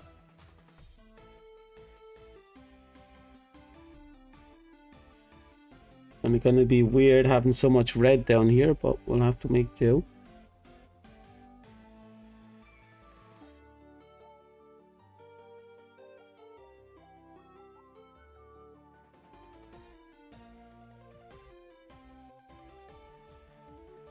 Okay.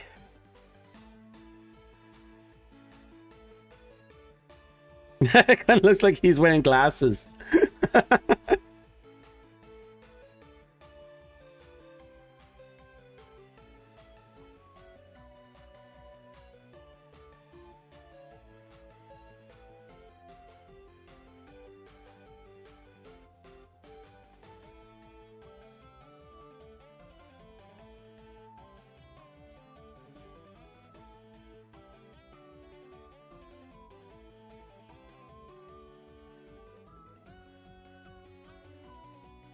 Okay.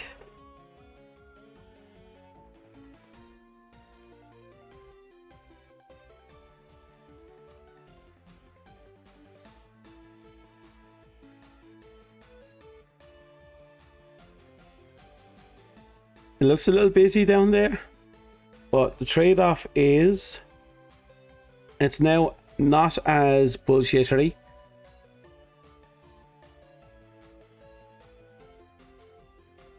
As it kind of looks like it's coming up to Nom and stuff.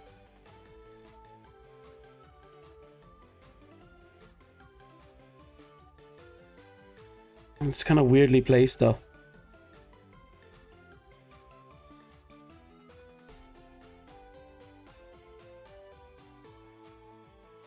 Okay, let's grab you.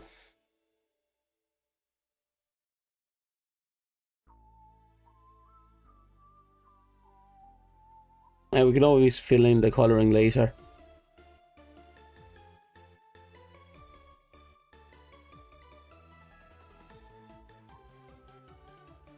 Yeah, let's do that.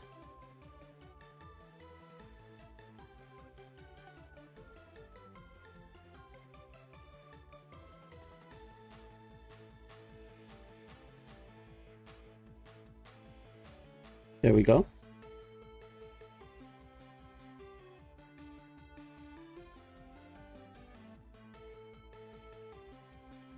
There we go.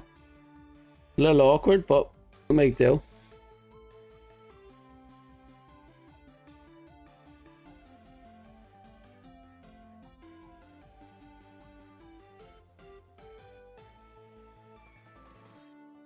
There we go.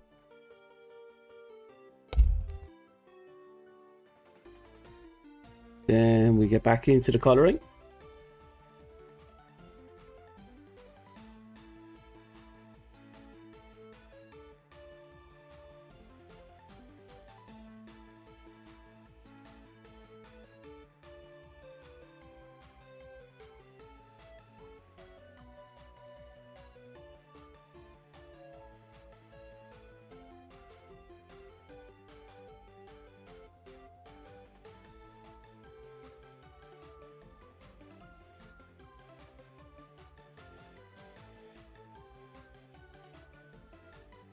Okay. This should look a little better. Only because something about the red here, mixing with the red here, kind of makes it too...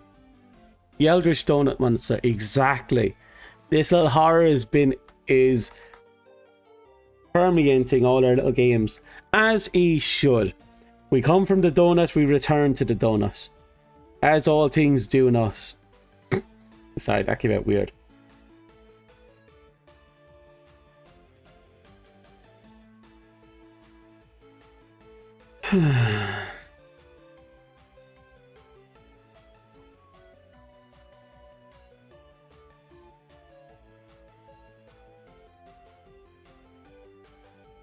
Okay. It's kind of weirdly done.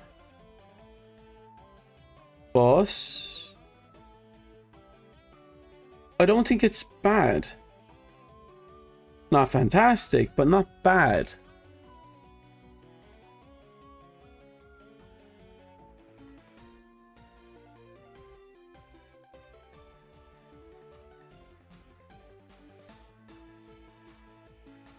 Feels like there's too much going on top and not enough going on down the bottom. We'll just put one thing down here, I think, to flesh it out.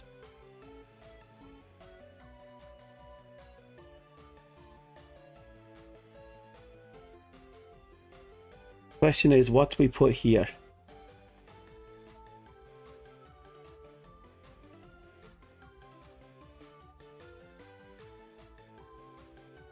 What do we put there? We could put the monkey there, but I think the monkey deserves a beating.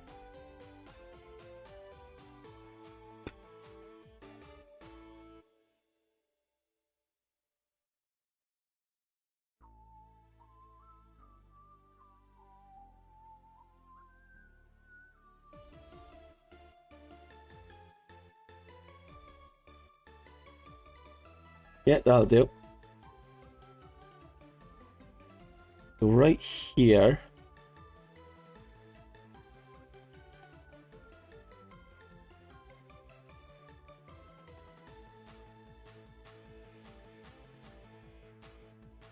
Oh, kind of a weird thing I never really shared with anyone in the past. I used to have this monkey teddy. That's apparently older than me. I'd like to put that out there. I think I still have it. Half of its face is burnt off though.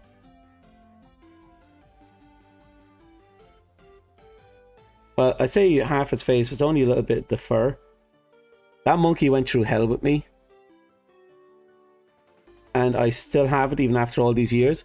But apparently the story behind how I got it involved me being at an auction and crying non-stop.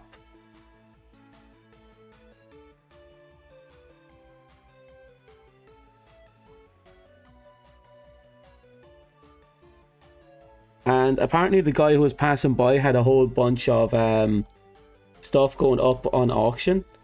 No matter what I did, I wouldn't stop crying. But this guy pulled out a monkey, handed it to me, and I shut the fuck up.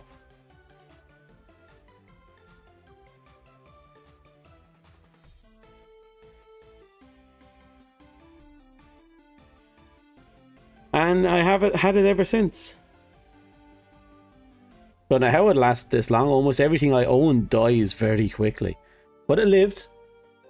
It lived. I give her props for surviving being with me for this long. How did I draw that monkey? Oh, that's how I drew the monkey.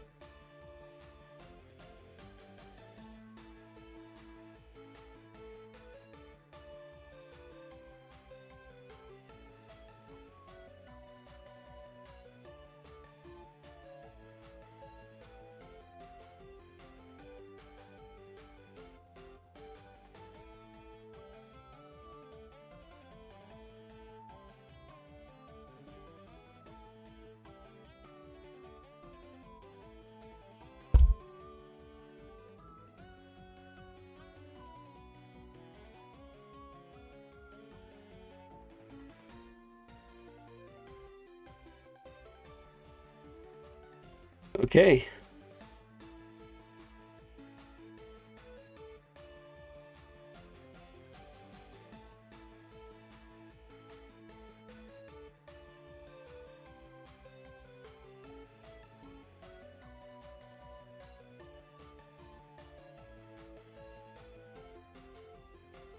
Let's go grab a sample of this here monkey. Is the monkey really that light? Really is that light? Go figure.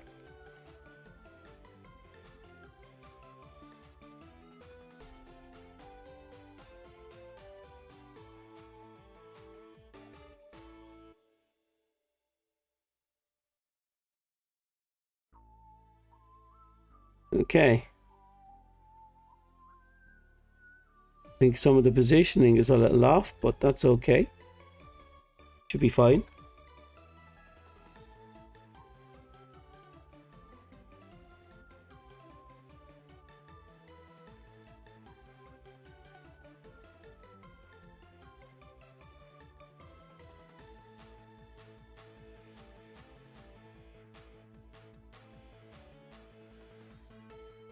Yes, that should do.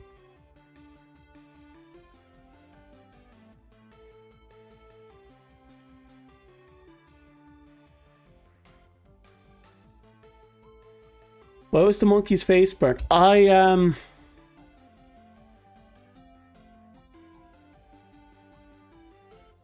not quite sure. I remember specifically having the face on fire, but I don't remember it's because I set it on fire or because... Oh no, I did weird things with fire. I 100% set its face on fire intentionally. I just don't know how or why. Speaking of setting things on fire intentionally, when I was also young, I learned the hard way that fire has weight. So I made a paper airplane, and I thought it'd be cool if... What if the paper airplane was on fire when it flew? So I lit it on fire. In my house. There was a carpet. The paper airplane did not go far. I did stomp it out though, but it permanently left a burn mark. So what I did was I grabbed the chair and I pulled it forward to cover it so my parents wouldn't kill me, and then I left. I came back and I found that the chair had been pushed back. So obviously the parents found out, but I was like, oh shit, maybe they didn't notice because they didn't kill me yet. So I went over, grabbed it and pulled it forward again. I found out many years later that the reason why they didn't murder me is because back then, in-house fires, you know, in the fireplace, the wood will crack and pop and sometimes spit out chunks of burning ember, and that's why we had those metal grilled fire guards, but they don't always work. Sometimes they get over it, and they ended up thinking that one of them got out, landed on the yoke, and then I saved the house from burning down. When the reality was I was the one playing with the fucking with the paper airplane by setting it on fire. What fucking dipshit was I as a kid?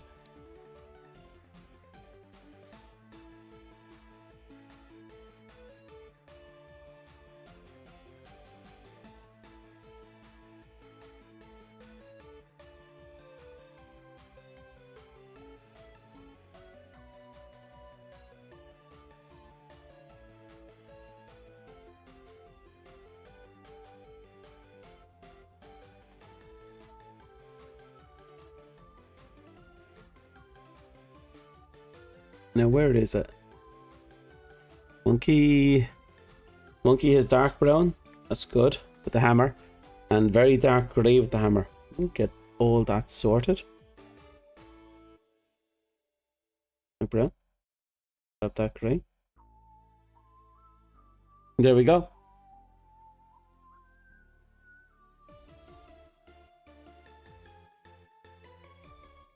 It's not great, but there's more empty space filled up, and that's really important. You're a menace, a pyromaniac. Problem is, I think I am. Like, I tried cooking toast with varnish. Wood varnish, I'd like to add. What we did was we got our hands on a tub, and mostly empty tub of varnish, and we lit it on fire. And then we put some bread over it, and we cooked it. Made toast, but it was a very rank tasting toast. Keep in mind, we did that in a friend's backyard. We actually weren't camping or anything. We're just curious. Okay. I think that'll do. Why does it look like the monkey's trying to kill the spider?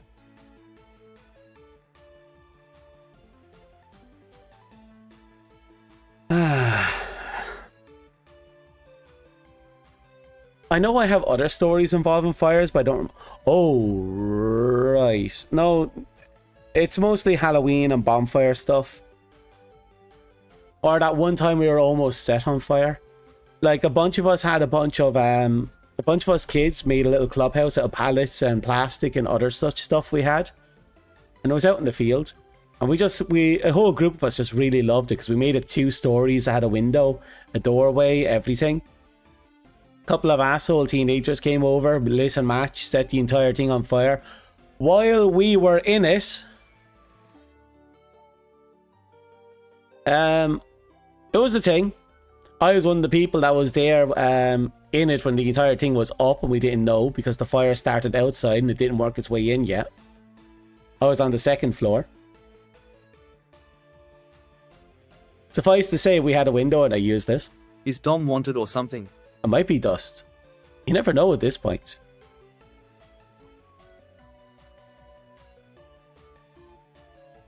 Still remember the day a police officer walked up to me and asked me for my phone. He got really angry when there was no pictures on my phone. I think the officer profiled me because, you know, I was tall, lanky, long hair, had emo-ish clothing. She probably thought I was some sort of predator. But yeah, weird stuff like that happens all the time. Well, not anymore. I don't go outside anymore. Now I kind of look a lot different than I did back then. I think it's because back then I used to have a soul patch. You know, that horrible little bump fluff on the chin? Made me look weird. Plus, I used to always look older than I am back then. Now I look younger than I am. I'm in my 30s, you know now. But then you got some people who are like, oh, you look like you're in your mid-20s at most. And like, oh, it's all the fat.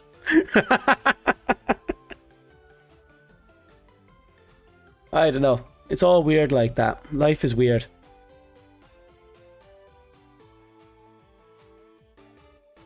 But yeah, I used to set things on fire. I think the worst thing was it the car battery? I don't think the car battery exploded. One of the things we used to do, I used to set myself on fire.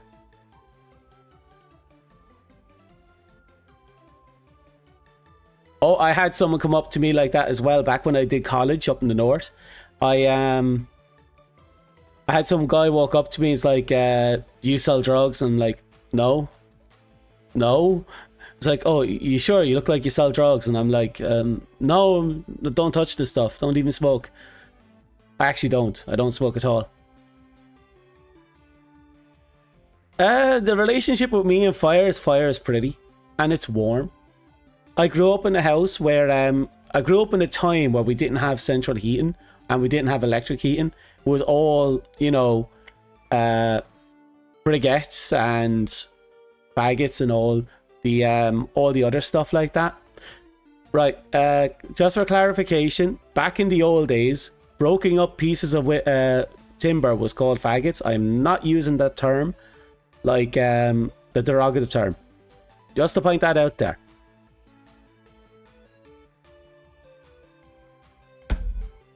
I believe people call it these days kindling. Because that's what it is. Anything that can be used to kindle a fire is kindling. Dom using pyromancy spell to set them on fire. Okay, there's a trick to that. It's a very limited trick, but there's a trick to it. It involves deodorant. Yep, that's right. You have to buy deodorant. What you do is you take a heap of deodorant and you spray it like fuck. You layer it on top of yourself. You cake your arm in so much of it, it looks like it's dripping off you. Then you light it on fire. That's how I lit myself on fire many times. Me and my friends, we used to have fun with that. We used to set ourselves on fire. Long story short, don't do it too often and too short of a time. It still dries out your skin, and when it does, it's not fun. Petroleum jelly? What's the... I wouldn't know. Also, fun fact, my friend turned a deodorant can into a grenade. Turns out, if the fire... He was using it like a blowtorch, but if the fire goes into the can, the entire thing lights up on the inside, but it doesn't stop. It builds up a lot of pressure, which will cause it to explode in your hand and send shrapnel outwards. So what he did was, when he realized he had accidentally set it on fire, he threw it away. Now, what happened was it ended up landing on the cow pie. For those who don't know, it's a pile of cow shit. And we were kind of just standing there looking at the thing from a distance going, it's going to blow. And nothing happened for like a solid 2-3 minutes. So the guy hopped the wall, went over to it. It blew up. Luckily, he wasn't close enough to catch a face full of metal, but he was close enough to catch a face full of cow shit.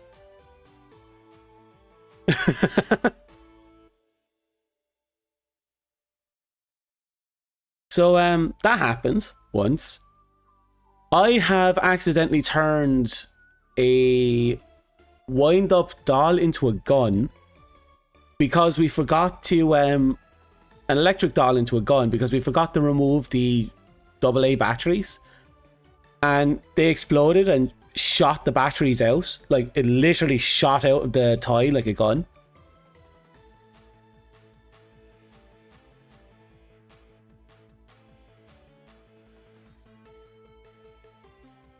PC say, okay, your internet's going to die in a minute.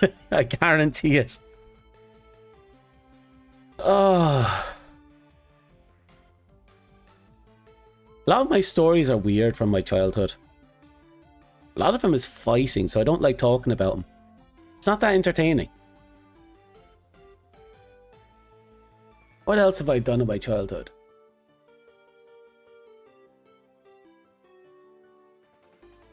Off the top of my head, I can't think of anything. I've done stupid stuff. Like throwing myself off massive staircases down onto a bunch of a stony beach or the time I fell off a big rock and landed on a bigger rock and hit my leg so hard that we didn't realize that my kneecap wasn't my kneecap. My kneecap was actually a few inches higher, and what we thought was my kneecap was a swelling that was absolutely colossal. All because when I was messing around with my friend while we were playing with plastic swords, I fell from one rock, missed about 3 meters of sand, and slammed my knee into another rock. And keep in mind, the rocks were like a meter tall.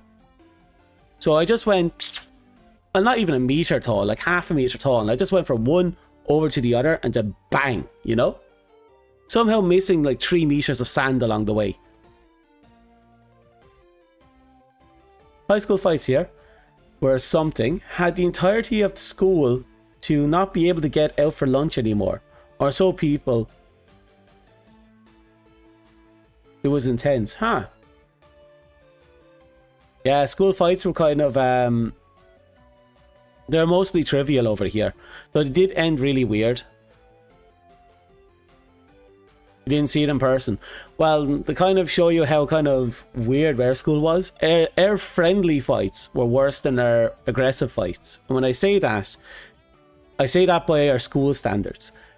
One day, the 5th years and the 6th years, they're in the same school building, so they were kind of rivaling each other because one was fresh to the building and the other one was about to leave the building because they were done the school.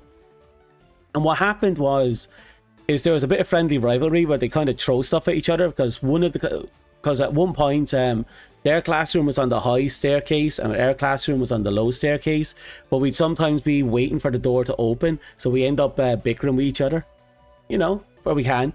And in the infinite wisdom of the 6th years, they ripped the drywall out of the wall and lobbed it at us, and we lobbed it back at them. It was all in good fun. But the school wasn't too happy that their walls got ripped open by a bunch of dipshits. That's not the worst of it, though. We accidentally flooded the school twice.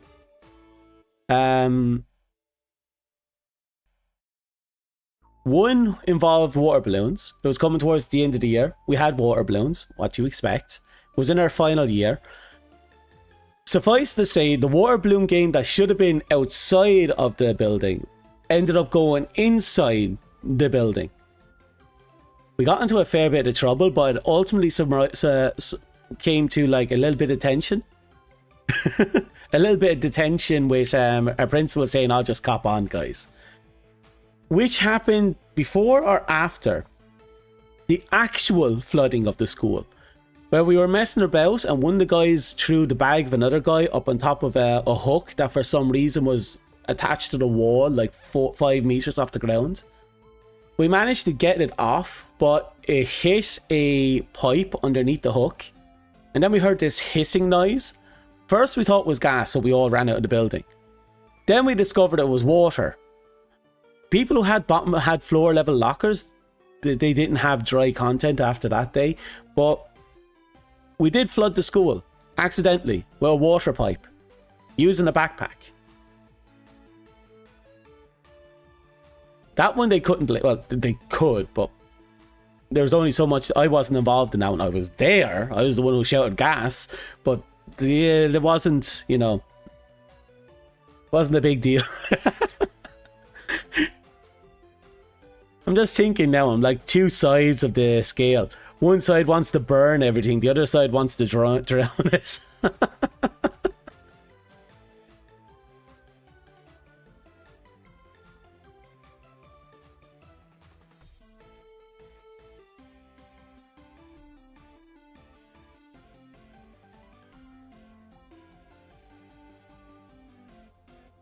Okay, I can't think of anything else off the top of my head.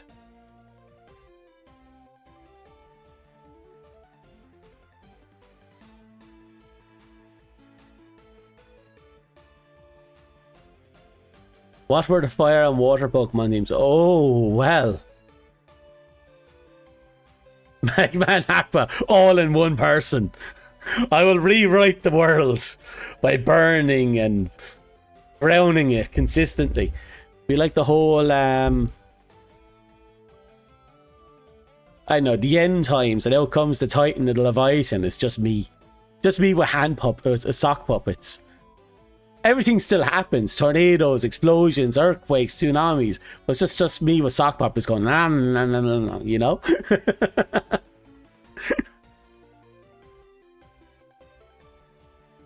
Imagine the end times being a little shit with a pair of sock puppets.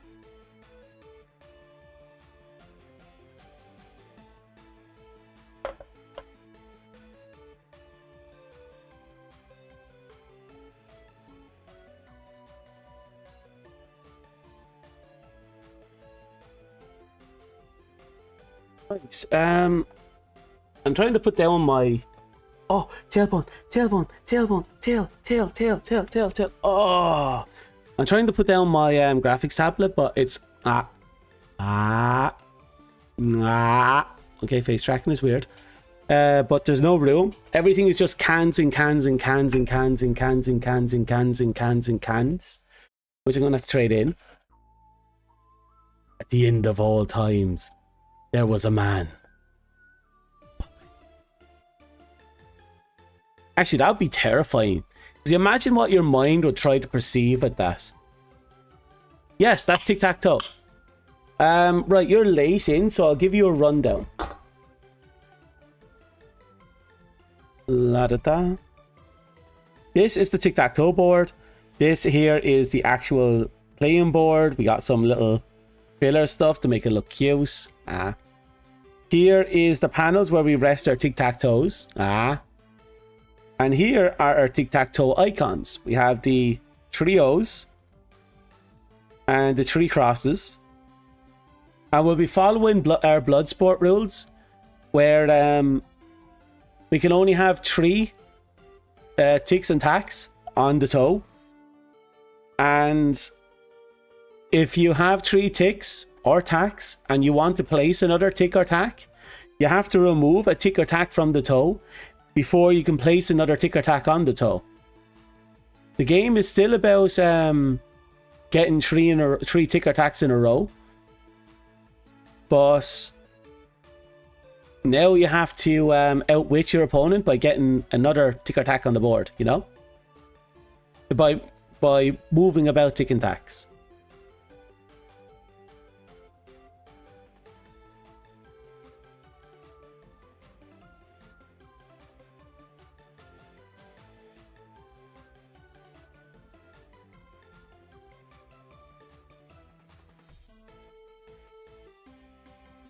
So, yeah, that's our little board game right there. Now, the big problem is... No, we don't really have a problem. Actually, I think we're more or less done.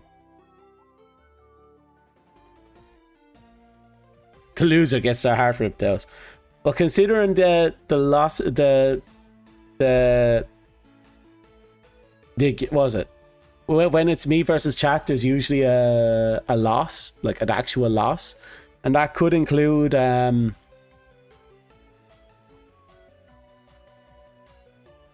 things like saying yan or ubu or doing the valley girl or other weird stuff.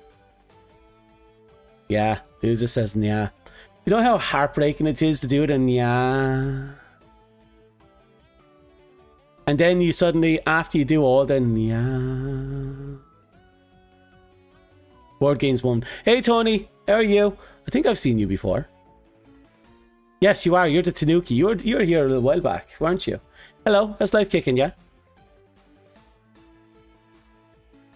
So many new faces in a very short amount of time. Hi. I don't know how to feel about that. I'm popular. Yeah.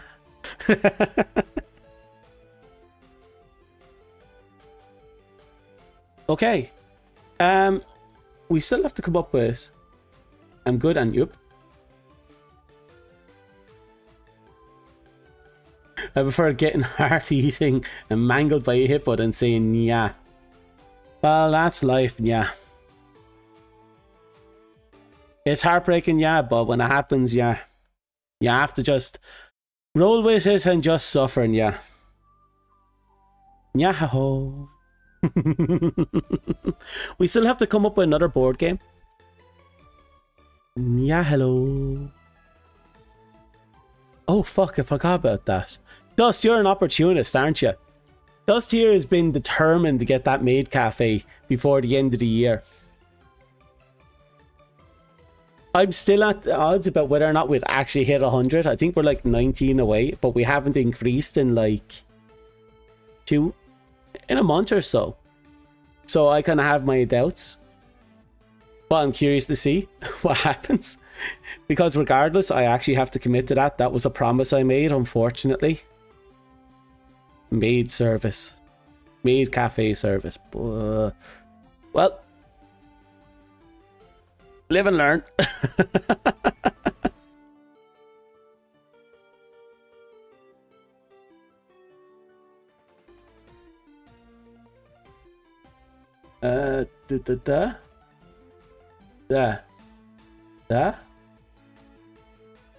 Right, what other games are there? Simple games. Something we can just slap together in like 2 hours. And don't you dare say Monopoly. Dear God.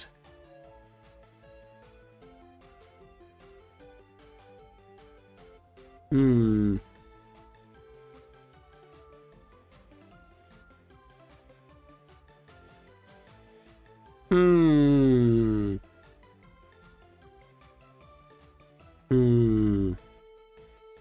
I was thinking checkers. I was also thinking 4 in a row. Both are good, very straightforward. They don't require a whole lot. I think that'd be worth looking into. There's no harm in looking into it. Give me a sec. Let's see if we can get the ball rolling on that.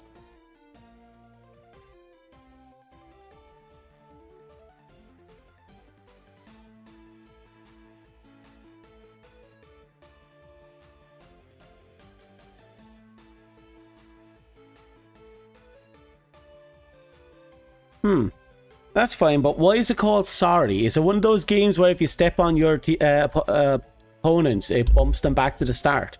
Because that's also frustration on Mike, and a game called Frustration does something similar. I absolutely love Frustration. My parents and my siblings don't. I do.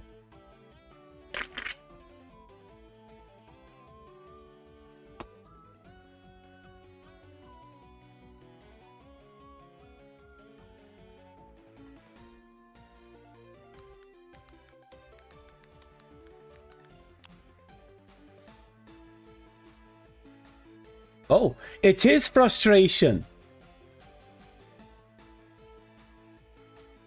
Okay, so Sorry is Frustration in my country.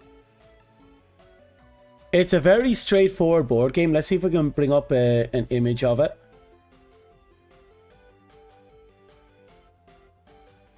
I think some people call it Pop and Dash.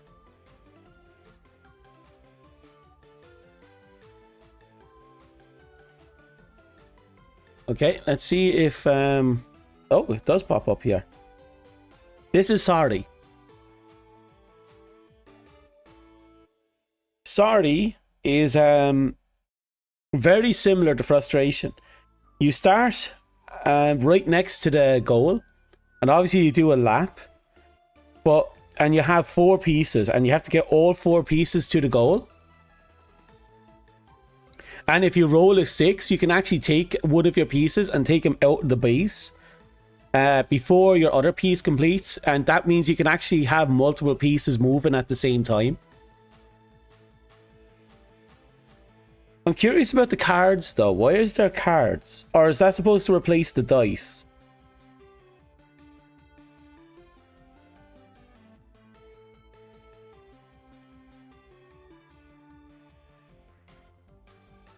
Still, that's a straightforward game.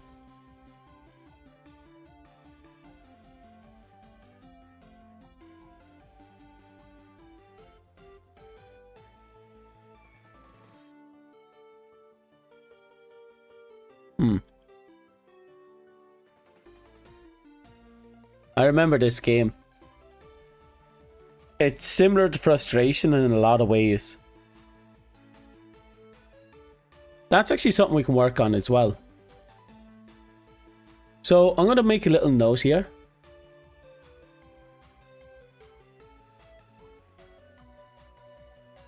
New text document. Pop that open. And in you we have... What is the name of the games that we've done so far?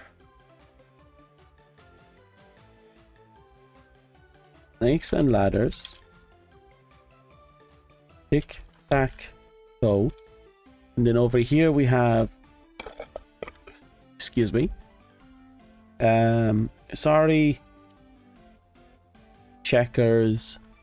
And...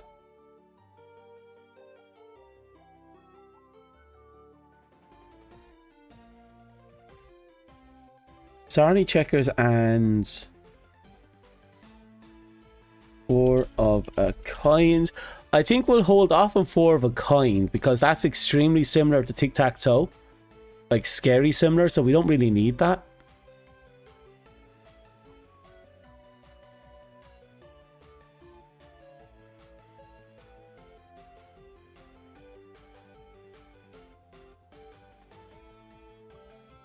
Let's see now. Game window capture.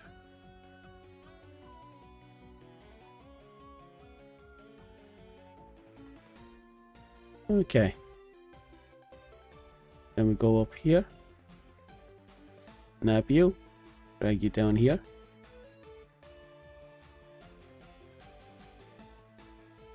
There. This way we can keep track of things a little. And we'll bump you down here so you're behind the pet, the avatar. Let's see if we can get you down to the same level of the Glock.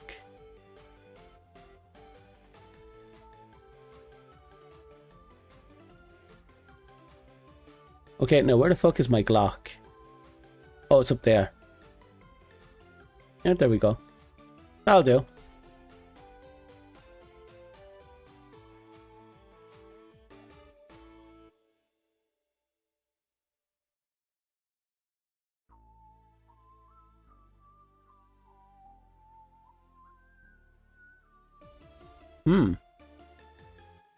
Okay. We have our little list of stuff. Snakes and ladders and tic-tac-toes are done. So they're at the top. Then we've sorry, checkers, and 4 of a kind. All the way over here. Where am I? Okay. And we pull you out because we don't need you here anymore.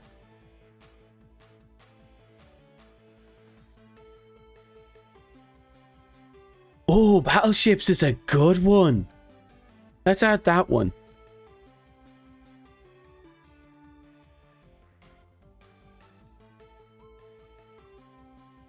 Battleships is a very sweet and simple one. At least in respects to a board game. So adding battleships is an actual genius idea.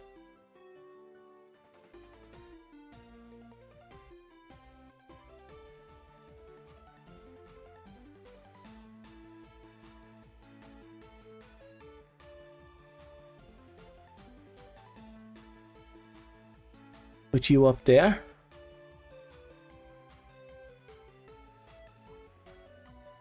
Oh.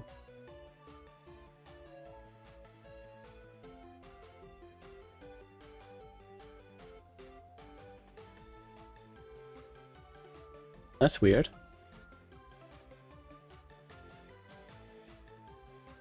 Well, it is what it is.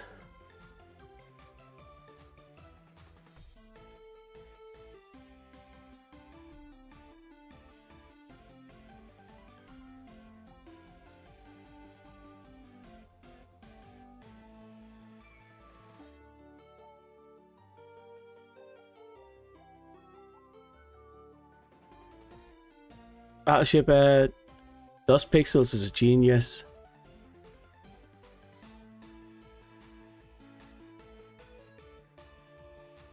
Okay, yeah, you're right about that, but I might be able to just make a scene.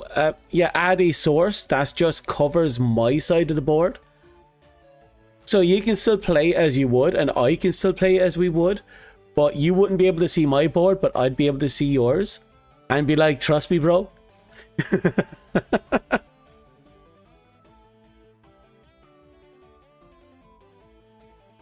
Oh, right, that'd be really hard.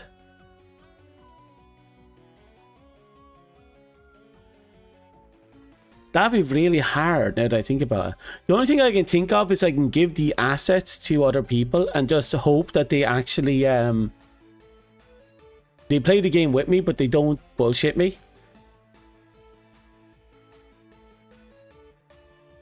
So what we do, like, we'll plan it like this, right? This is going to be the battle plan. So we create the board, probably separated like this. We have our ships here that we must blah, blah, blah. We have our grid here. We might change up this idea. Maybe we'll just make it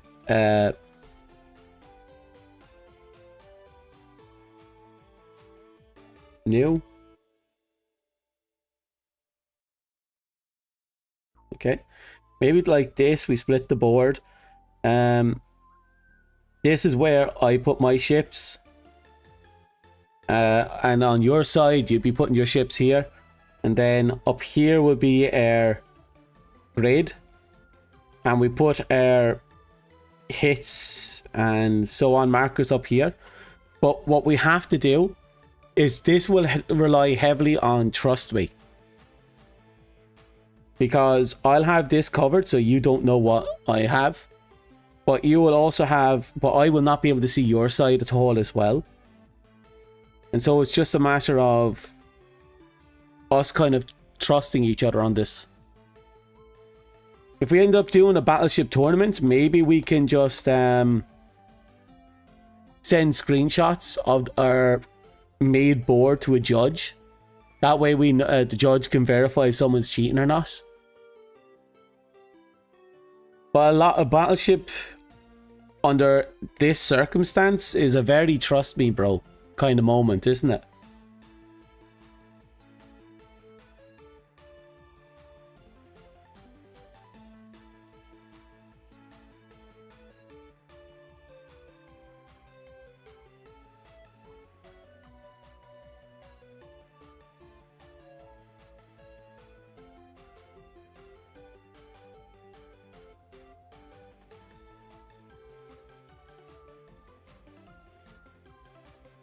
Okay.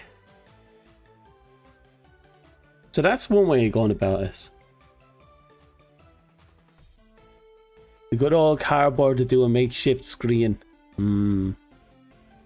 True. Trust building exercises. We can always work with that. Well, we'll cross the bridge when we get to it.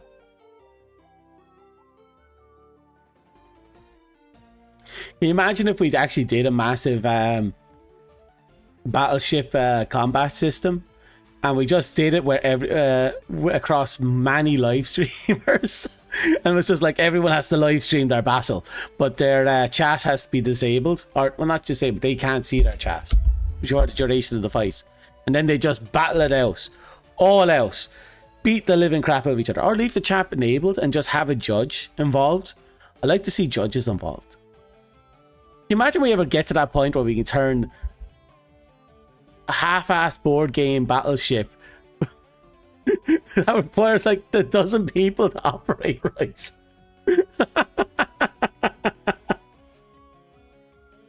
I can see it happening, and that's the scary part.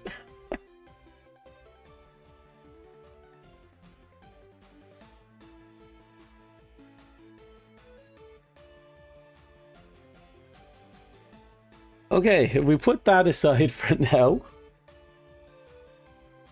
the next thing is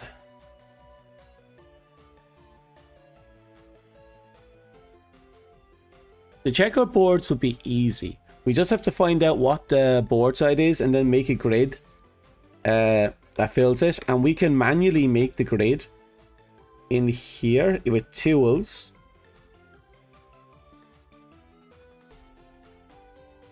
Oh, that's not it. Where is the option?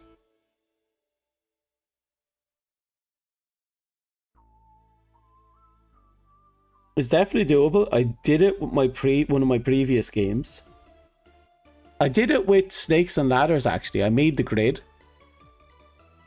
5v5 battleship matches. Oh my god. Can you imagine what that would even look like? It would be like sharks smelling blood in the water. As soon as one gets a sniff of a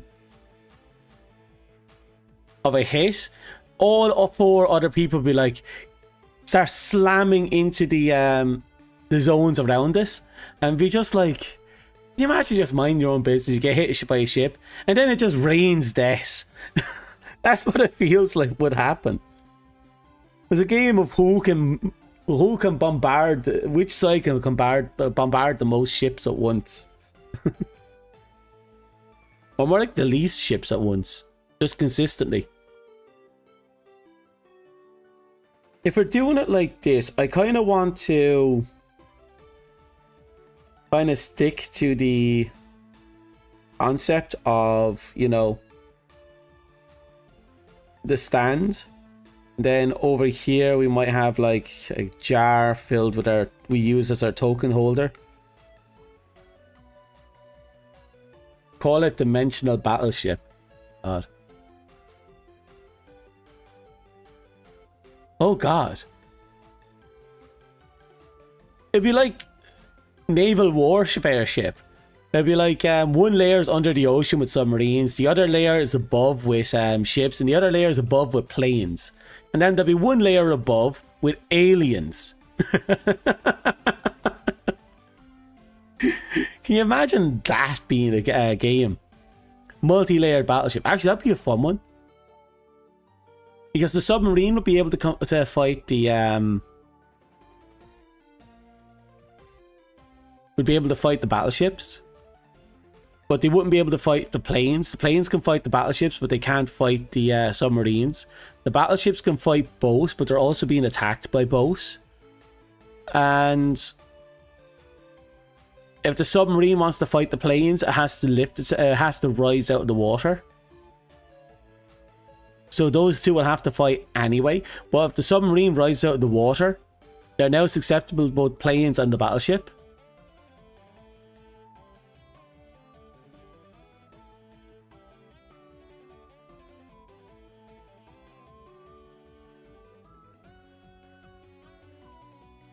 I can just see everyone attacking one player. Yeah, that's how it goes. That's actually how it goes in a lot of games where you have that level of freedom.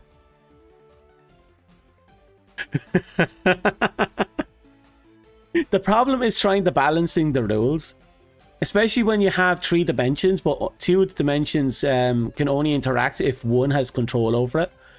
And it makes me wonder, isn't there like anti-submarine fighter jet capabilities?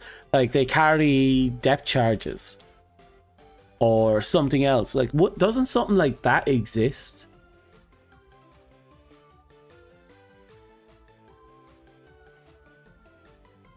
It'd be something to think about.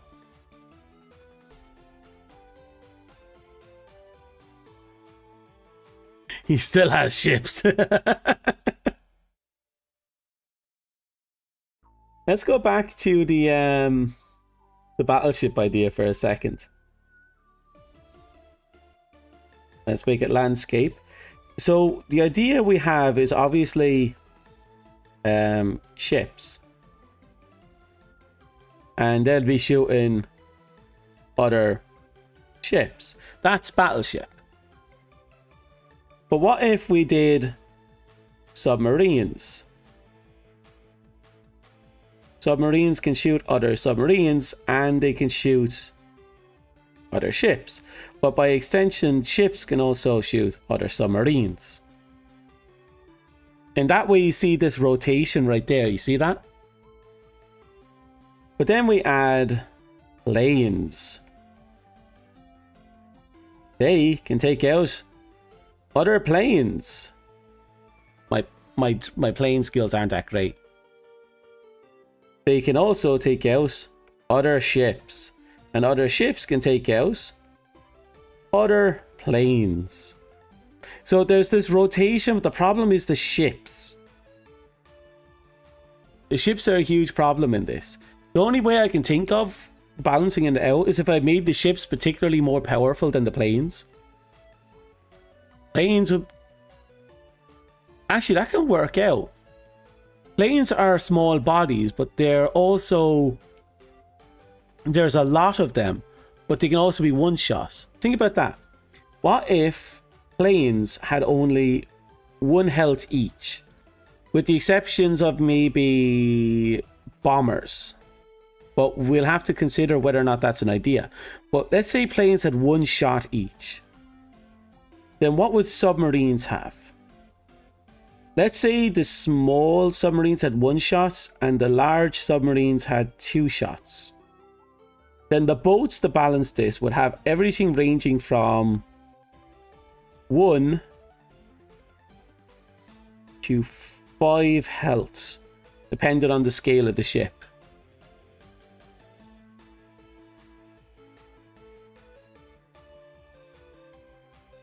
Then, on the off chance that this row is eliminated, these two still have to compete somehow. I don't think submarines have aerial capabilities. But for the sakes of gameplay, let's say if a submarine surfaces, let's say it just goes up above to the water. Let's pretend they have guided missiles, surface to air missiles that can be used to pop off these.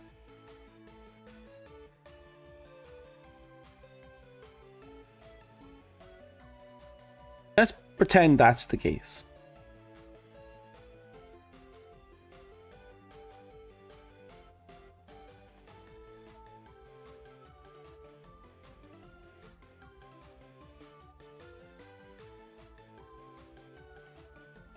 Then again, then if they have the capabilities to fight them, then there should be capabilities to fight them. So obviously there must be planes with the abilities to use surface charges, which will go underwater, explode, hit the ship and sink it, hit the submarine, sink it. Balancing this is going to be a nightmare, because again, these two dimensions have to be able to interact with each other. Maybe that's how we approach this. Maybe we treat the planes as being armed with bombs that sink. They hit something, they explode. If they go into the ocean, they sink. They hit something, they explode. That would be how the planes can interact with the ocean. With the submarines. The submarines, though, taking out them is a problem. How do we make that work? We could follow the logic of surface to air, where the submarines can rise up and launch an attack at the ships before dipping back down, or at the planes before dipping back down. That way there's still a level of interaction, but that's actually an interesting interaction, because then the ships acts like a shield between this and this, because the surface charge has to hit the boat before it reaches the U-boats. The U-boats will probably be smaller in number than both of them combined, but because from the start they have the ability to hit both from the start, they're probably more capable than they have more offensive capabilities than the two combined. The boats are going to be tanky as fuck, because they're going to be fighting the center, fighting between the two. Maybe we make a rule where if a... No, that will require revealing information, so we can't do that.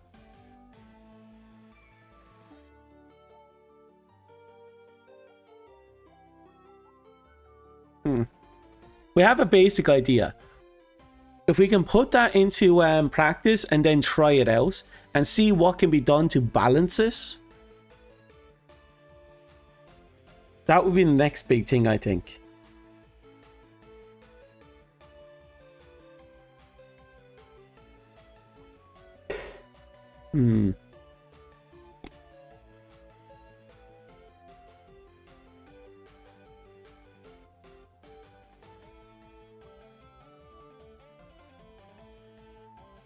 A beautiful nightmare. I kind of like it. I actually like this idea. I might run with this.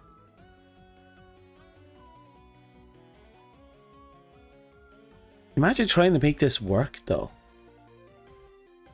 You'd have to have 3 overlapping boards with their own systems.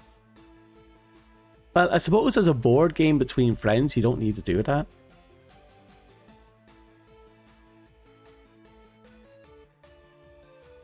We'll figure this out. This is something that needs to be considered. Because this looks like it'll be the most fun out of everything we can possibly put together.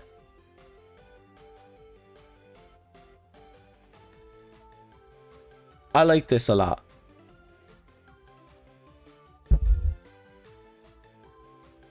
What time is it?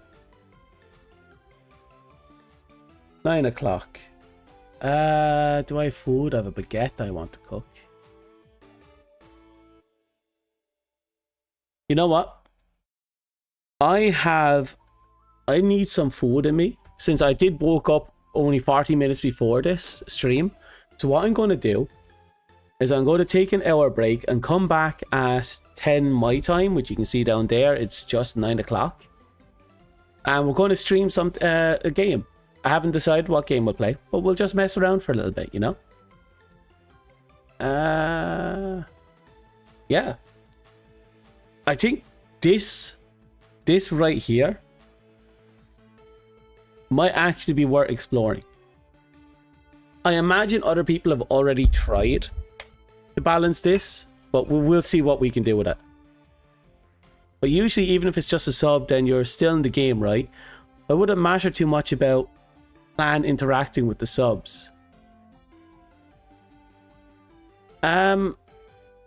Well, it depends on how we play this. Like, I don't know. It's like if the subs can't interact with the ship and the birds in the air, and the ships in between get taken out, then if the subs can't attack the birds in the air, but the birds in the air can attack the subs, then the subs will automatically lose. But if if neither of them can interact with each other, then it's a stalemate, which means the only way to win the game is to be the battleships. So it's kind of difficult to work around.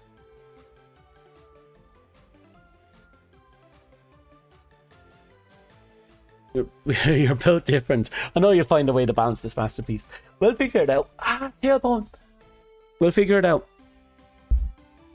It's going to be a lot of playtesting though, which means I'm going to need victims. But again, future me's problem. Future me's problem. For now, I'm going to skedaddle and make myself a nice baguette, and then I'll meet you in an hour if you're up for it, or you have time for it, or you're just awake. Actually, what game should I play? What games am I playing? What games do I want to play? Ooh.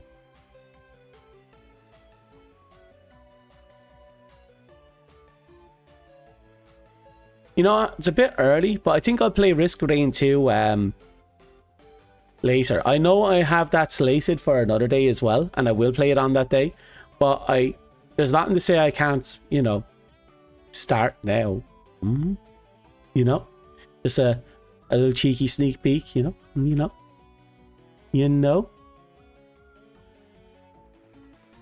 Well, you're more than like, I'll hold you to that, Moose. One day I'll come looking. The zombie may get. Oh God, no, not yes, not yes.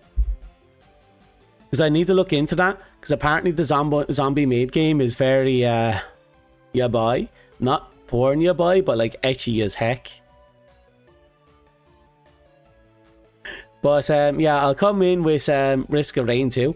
So if I'm going to do the maid game, and I will do the maid game, I want to be mentally prepared for it because, dear God, that's going to be a fucking nightmare. I'm going to be panicking the whole way through because I fully expect YouTube to have a rage boner against me after that one. Regardless, I'm going to pop off. Yeah.